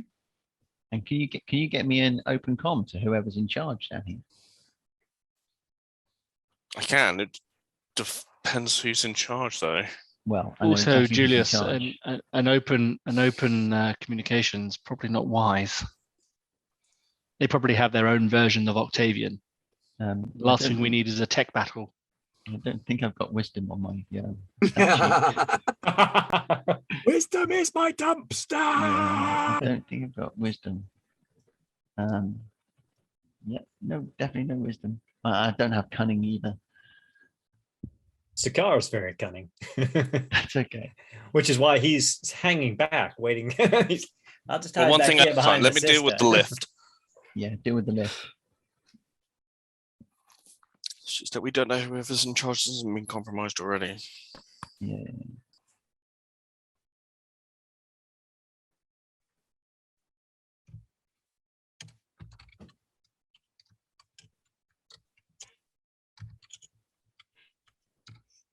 All right, so you make your way to the lift. I think there's definitely going to be a tech battle. I can feel it. Nobody's really sneaking in particular, or does anybody want to range out ahead and be sneaky? Oh, I'm going to range out ahead and be sneaky. Let's have Sakar, if you do want to like do a little bit of spotting, let's have some stealth checks. I'm going to use a thingy. What's it? Now, they are Laurie. opposed, I believe, and we are looking at you going against their awareness. It'd So- be it should be their static awareness. Passive awareness is 4. Oh, I got 5 successes, so I'm all good. Are you ranging as well, Aaron? Oh, no. Sakar is standing right next to the sister. He is like, no, not unless he gets ordered to. Julius, you go sneaking out ahead and you clock a little emplacement by the elevator. Looks to be 3 guys. One of them doesn't look right.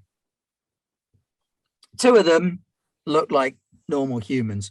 One of them's really hunched over. His head looks a little bit mutated. Okay, I'll He looks older than the others as well. Okay. I'm going to feed through the coordinates to Sister Evelyn.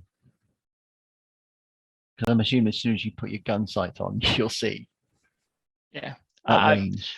She beats back to you and asks you if there's any emplacements, as in gun emplacements, that she needs to be aware of. Okay. Well, I'll tell you that one. It looks more like they're sort of got some crates and rifles. Right. Provides barricade. Okay. Yeah. Yeah. Is it in range for a grenade? No, not really. You have to bounce the grenade off the lift. Okay. Grenades are 4 meters times your strength. That's fine. So whatever your strength is times. No, it's fine. And so basically, all I'll do is I'll just get my gun ready so that when they pop up to take a shot at the rest of them, I'll hit them with a combat shotgun. Okay. Right. Since you know they're there, Sister Evelyn can go first. So I've obviously spoken to Julius. I've got a rundown. There's a hunched over one and 2 normal human looking ones. Sister Evelyn rightly knows that something that's mutated or hunched over is probably harder to kill. Tactical training says kill the hard one first and then splat the other ones with your boot later. So she is going to walk around the corner. And as she does, a ray of light beams down upon her as she activates with a faith point divine guidance, giving herself a rank bonus ×2 in her ballistic skill. So that is, I do believe we are rank 3 now, aren't we? We are. Yes, we are. Yeah, so that's +6 to her Yikes. ballistic skill. And she is going to attempt to shoot this person in the face. Okay. Defense is 3. So I got 9 successes with 2 shifts, so I will shift both those over to damage. Okay. And she does another point of damage, so in total she does 13 damage. Okay. Well, And would they be resilience is 7. would they be classed as being in half range? So my range of my bolt gun, so short range, 12 meters. Yeah. Yeah, This so is an underhive. You're not going to get line of sight otherwise. So I need to roll 2 more d6 for damage. So I get 2 extra damage dice if I'm in rapid fire range, which is short range. And so I get another point of damage. So it's 14 points of damage. All right. So resilience is 7. Oh, actually, no, because I'm brutal. It's actually 2 more points of damage. So, Yep. Sorry. So it's just it's 15 points of damage. So they take 8 wounds. Yes, that is correct. If they have resilience 7. Wowzer. That's what happens when you get to roll that many dice. Now, how does one transfer wounds to shock? You roll your shock, don't you? Your determination. So yes, sorry. Mm-hmm. And any successes, the wounds go from wounds to shock. Well, it looks like they don't have determination. No, What do for, they do? For an enemy, Spend you 1 ruin to roll 66. Hooyah! Here we go. I actually get to do something with those ruin points.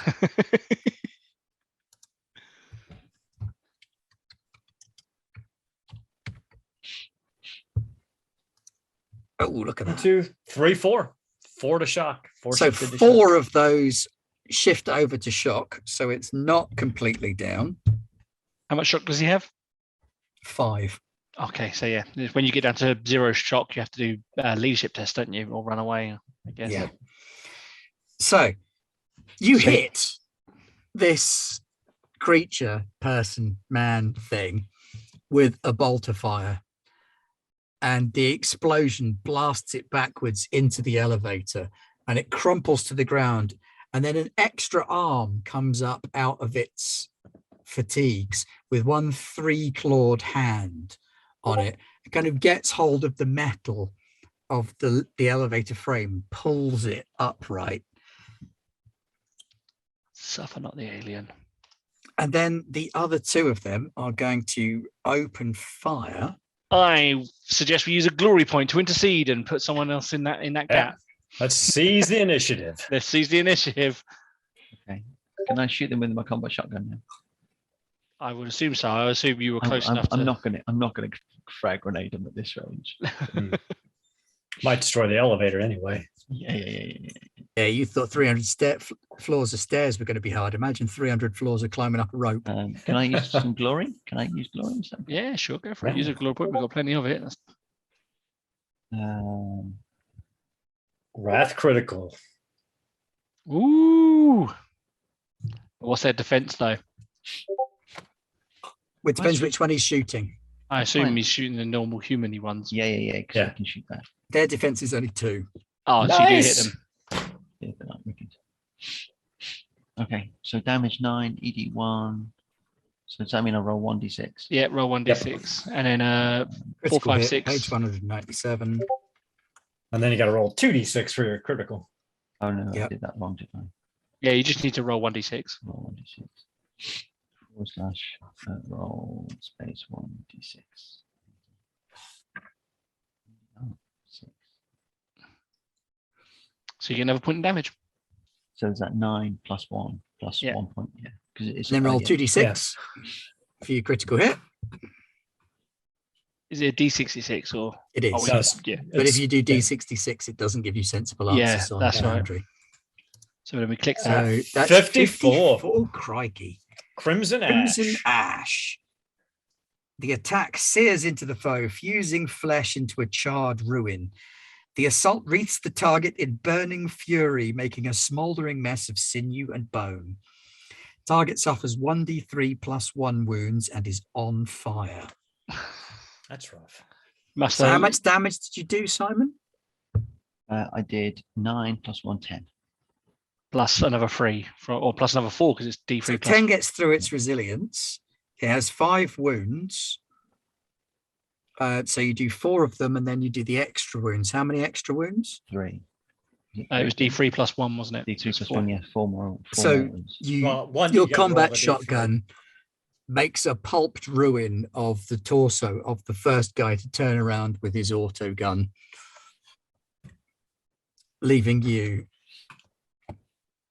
safe from him. His companion, however, Yeah.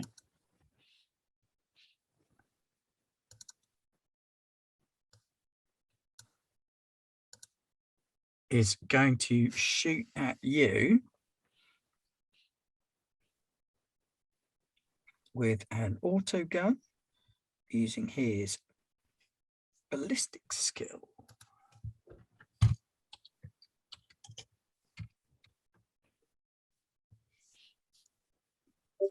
One, two, 3 successes. What's So your? defense 2, resilience 8. So he hits you. Does 7 plus 1 ED. Right.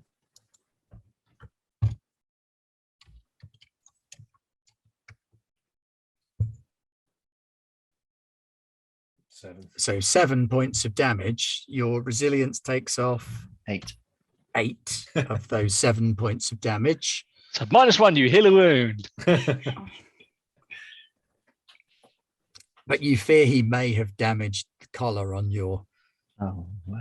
second favorite outfit. I'm gonna have to get my. Well, the thing is, I've already used my fashionista at this location, so I can't use it again. Okay, so we've got Rez or Octavian. Who wants to go next? Oh, Is- let Rez. Okay. Are we with are these guys within movement range? I use my movement action to Maybe if you had more movement than a normal person, technically should be allowed to have. Really want to be showing that. but I'd have to, yeah. I don't think Rez is You got a las gun though, and we gave you a las gun from. oh yeah. Yeah, And I've got a so all right, I will I'll try to shoot this I'll try to shoot my hand cannon because that's what he's got it more familiar with than his las gun. He is not a particularly adept shot, but we'll give it a roll. What's the difficulty number or what this guy's defense is? The If you're shooting the regular looking guy, his defense is only 2. Yeah. I would not deprive the sister of killing the 3-armed thing. It freaks the car out too much anyway. So, all right, let's 4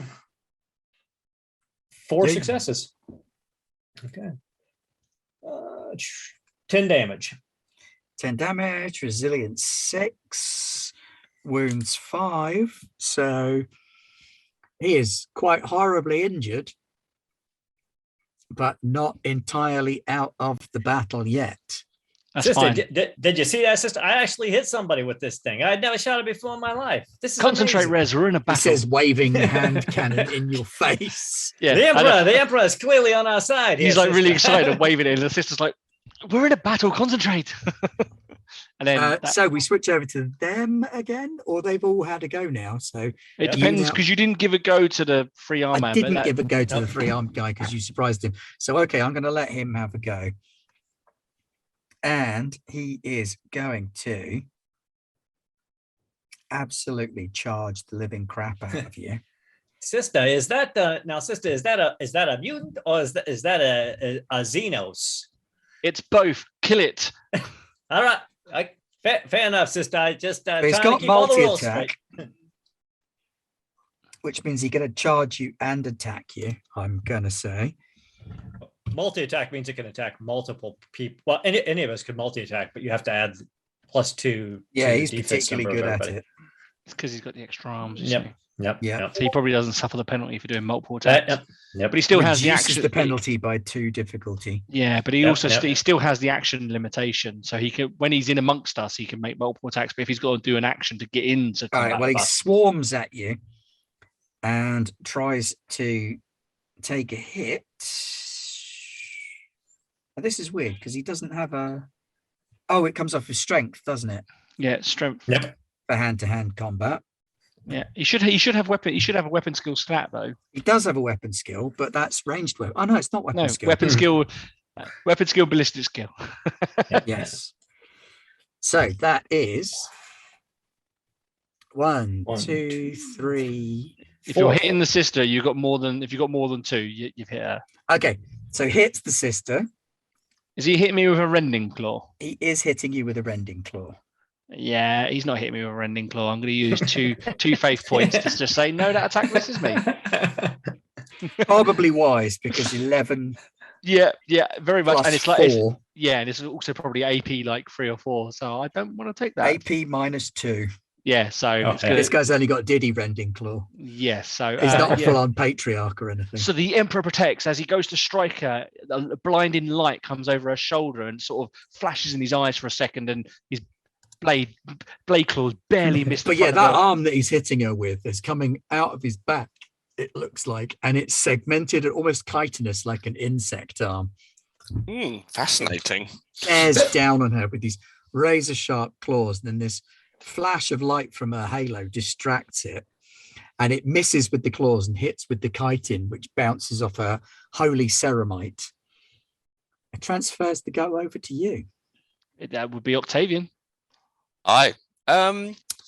So I don't really have a lot to shoot with. I think I've only got a las pistol. I've got a claw coming out your back. Harsh And you can go, I've got one there. language. Yeah, So no, you've got a bolt I- pistol. no las pistol. Oh, I was going to say, if you had a bolt pistol, that's not just a little bit. Jesus, no. Gear. Don't shoot Yeah, anyone las else, pistol Julian. equipped. So I will try and shoot. Although I am awfully good at other things, ballistic skill is not one of them. What's the difficulty? It depends on whether you're shooting the normal guy or Mr. Three Arms. The one that's not in hand-to-hand combat. Okay, so difficulty is defensive 2. Oh, that's all right. That's easy. Wow, Nice. Nice. with a critical 1, 2 times. Nice. That's pretty good. Yes. Oh, but you've rolled on your ballistic skill and not on the gun. Well, the ballistic skill is the gun. Oh, you mean as far as Yeah, I so we don't know. Oh, so damage from a las pistol does... Las pistol is 7 damage with damage ED1, so he could potentially get another roll 1d6 and get a bit more damage. Okay. I see what you mean. If you go into the combat tab, you can normally roll your gun if it's been set up properly. I don't think it has. Okay. We'll roll 1d6. Oh yes. Oh no, it has. Oh sorry. Should I just roll 1d6? Yeah.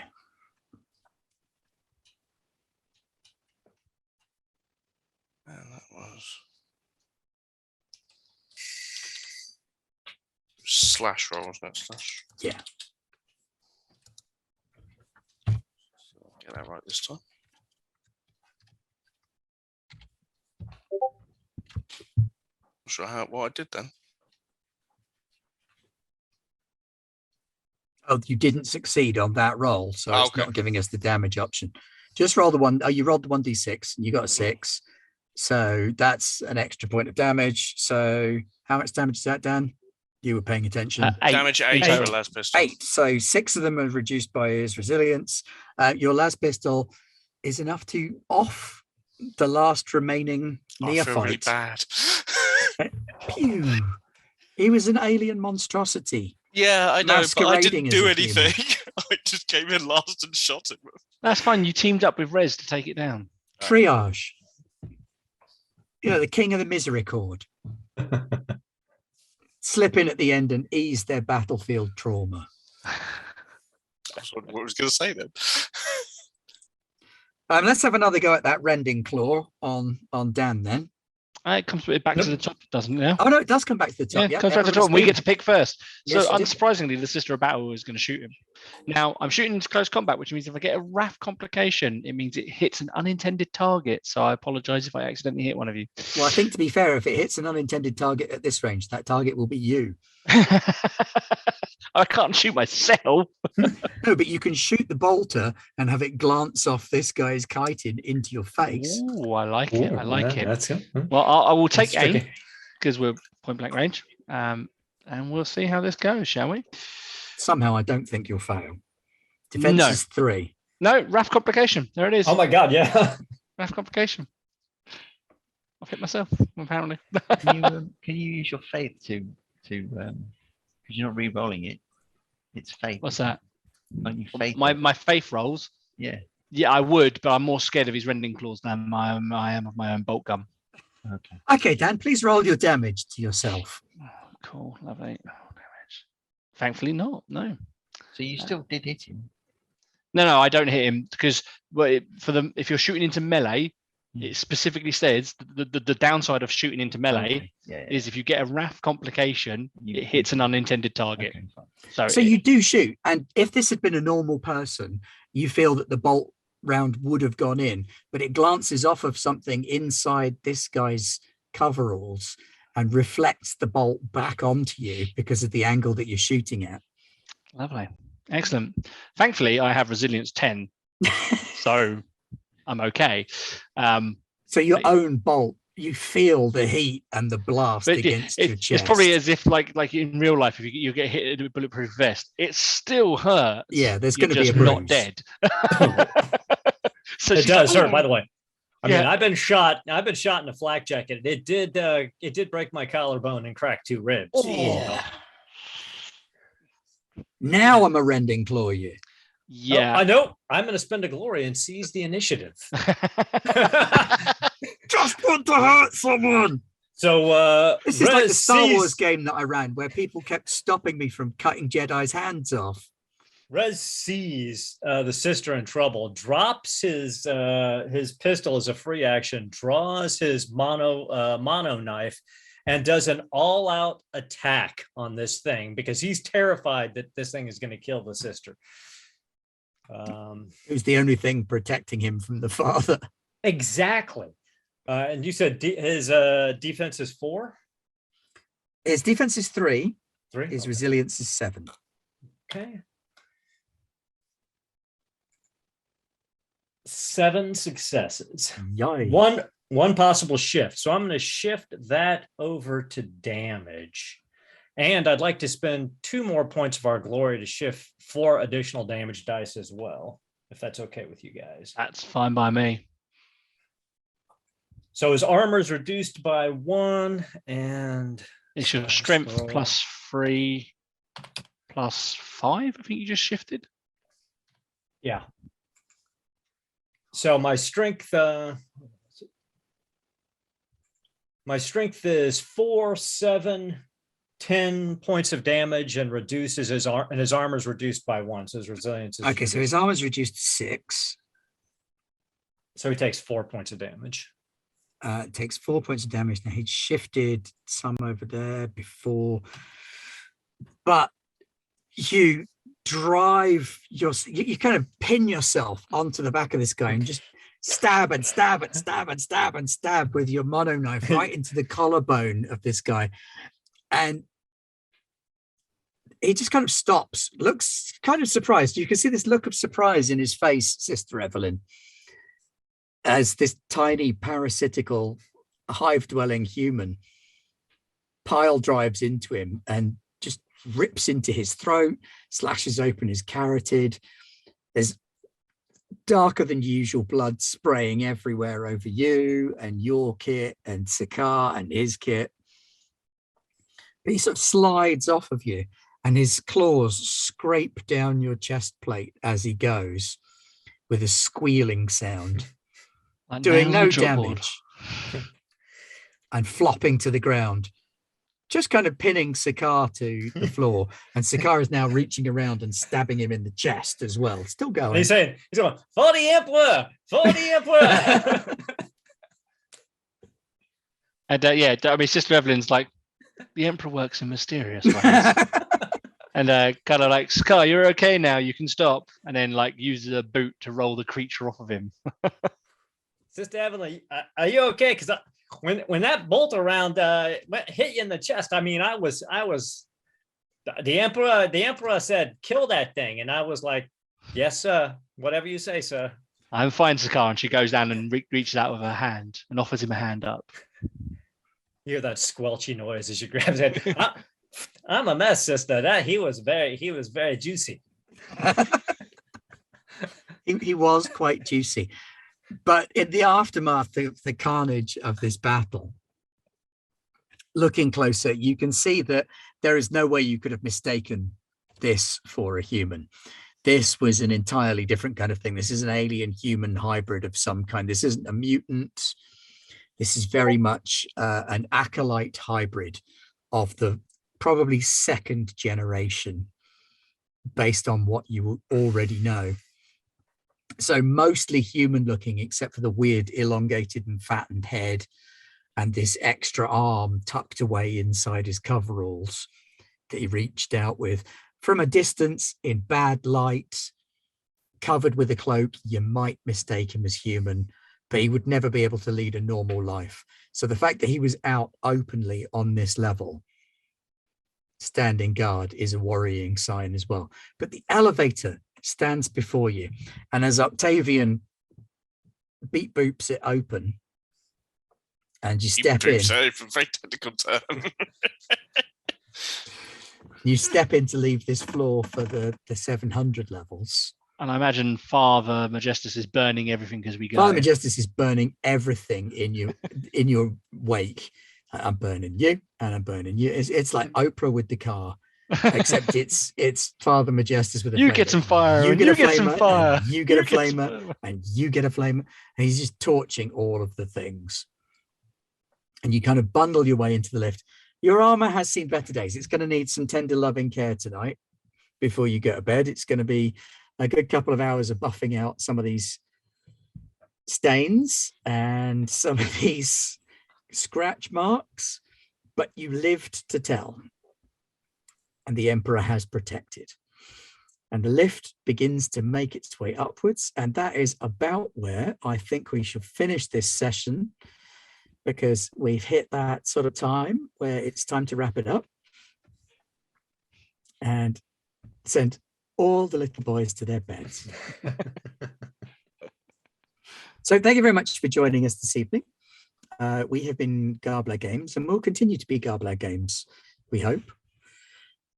Tomorrow, Dan, what are we doing? Tomorrow night, if everything goes to plan, we're going to be doing Cyberpunk Red, Night City Highs. Yeah. And then in the evening, Aaron? Garblag North America, we will be going back to Octun Cthulhu as the crew makes its way to Rome. Stylish. Friday, we've got The Enemy Within. Warhammer Fantasy Roleplay. The return of the Blessed Annika into the game with Aaron and co, who will hopefully be a bit nicer to a holy magic person compared to the wizard, who got told off a lot. And then it's the weekend where we don't do things unless we do. But we got a lot of stuff coming up. We've got over on Gartopia, the Discord channel, we've got some stuff going down, lots of chat going on. The GIF war has entered a new, somewhat more heated, yet also curiously more intellectual phase, as people are being a bit cleverer about it. There's talk of the new Intellectual, really? Oh yeah, we're getting proper highbrow Oh, yeah. in that GIF war. Absolutely, sure. Yeah. The Gartopia magazine is coming out shortly for our patrons, who are going to be getting several pages of cool background, lore, story, and fun stuff. And then next week, we're back with hopefully Coriolis on Tuesday, Dis on Wednesday, Cyberpunk on Thursday, North America doing Starfinder next week. Starfinder, Space on Thursday. And then Friday next week is probably Monster of the Week, but might be Star Wars or Marvel, depending on whether or not we manage to bully Matt into doing stuff for us.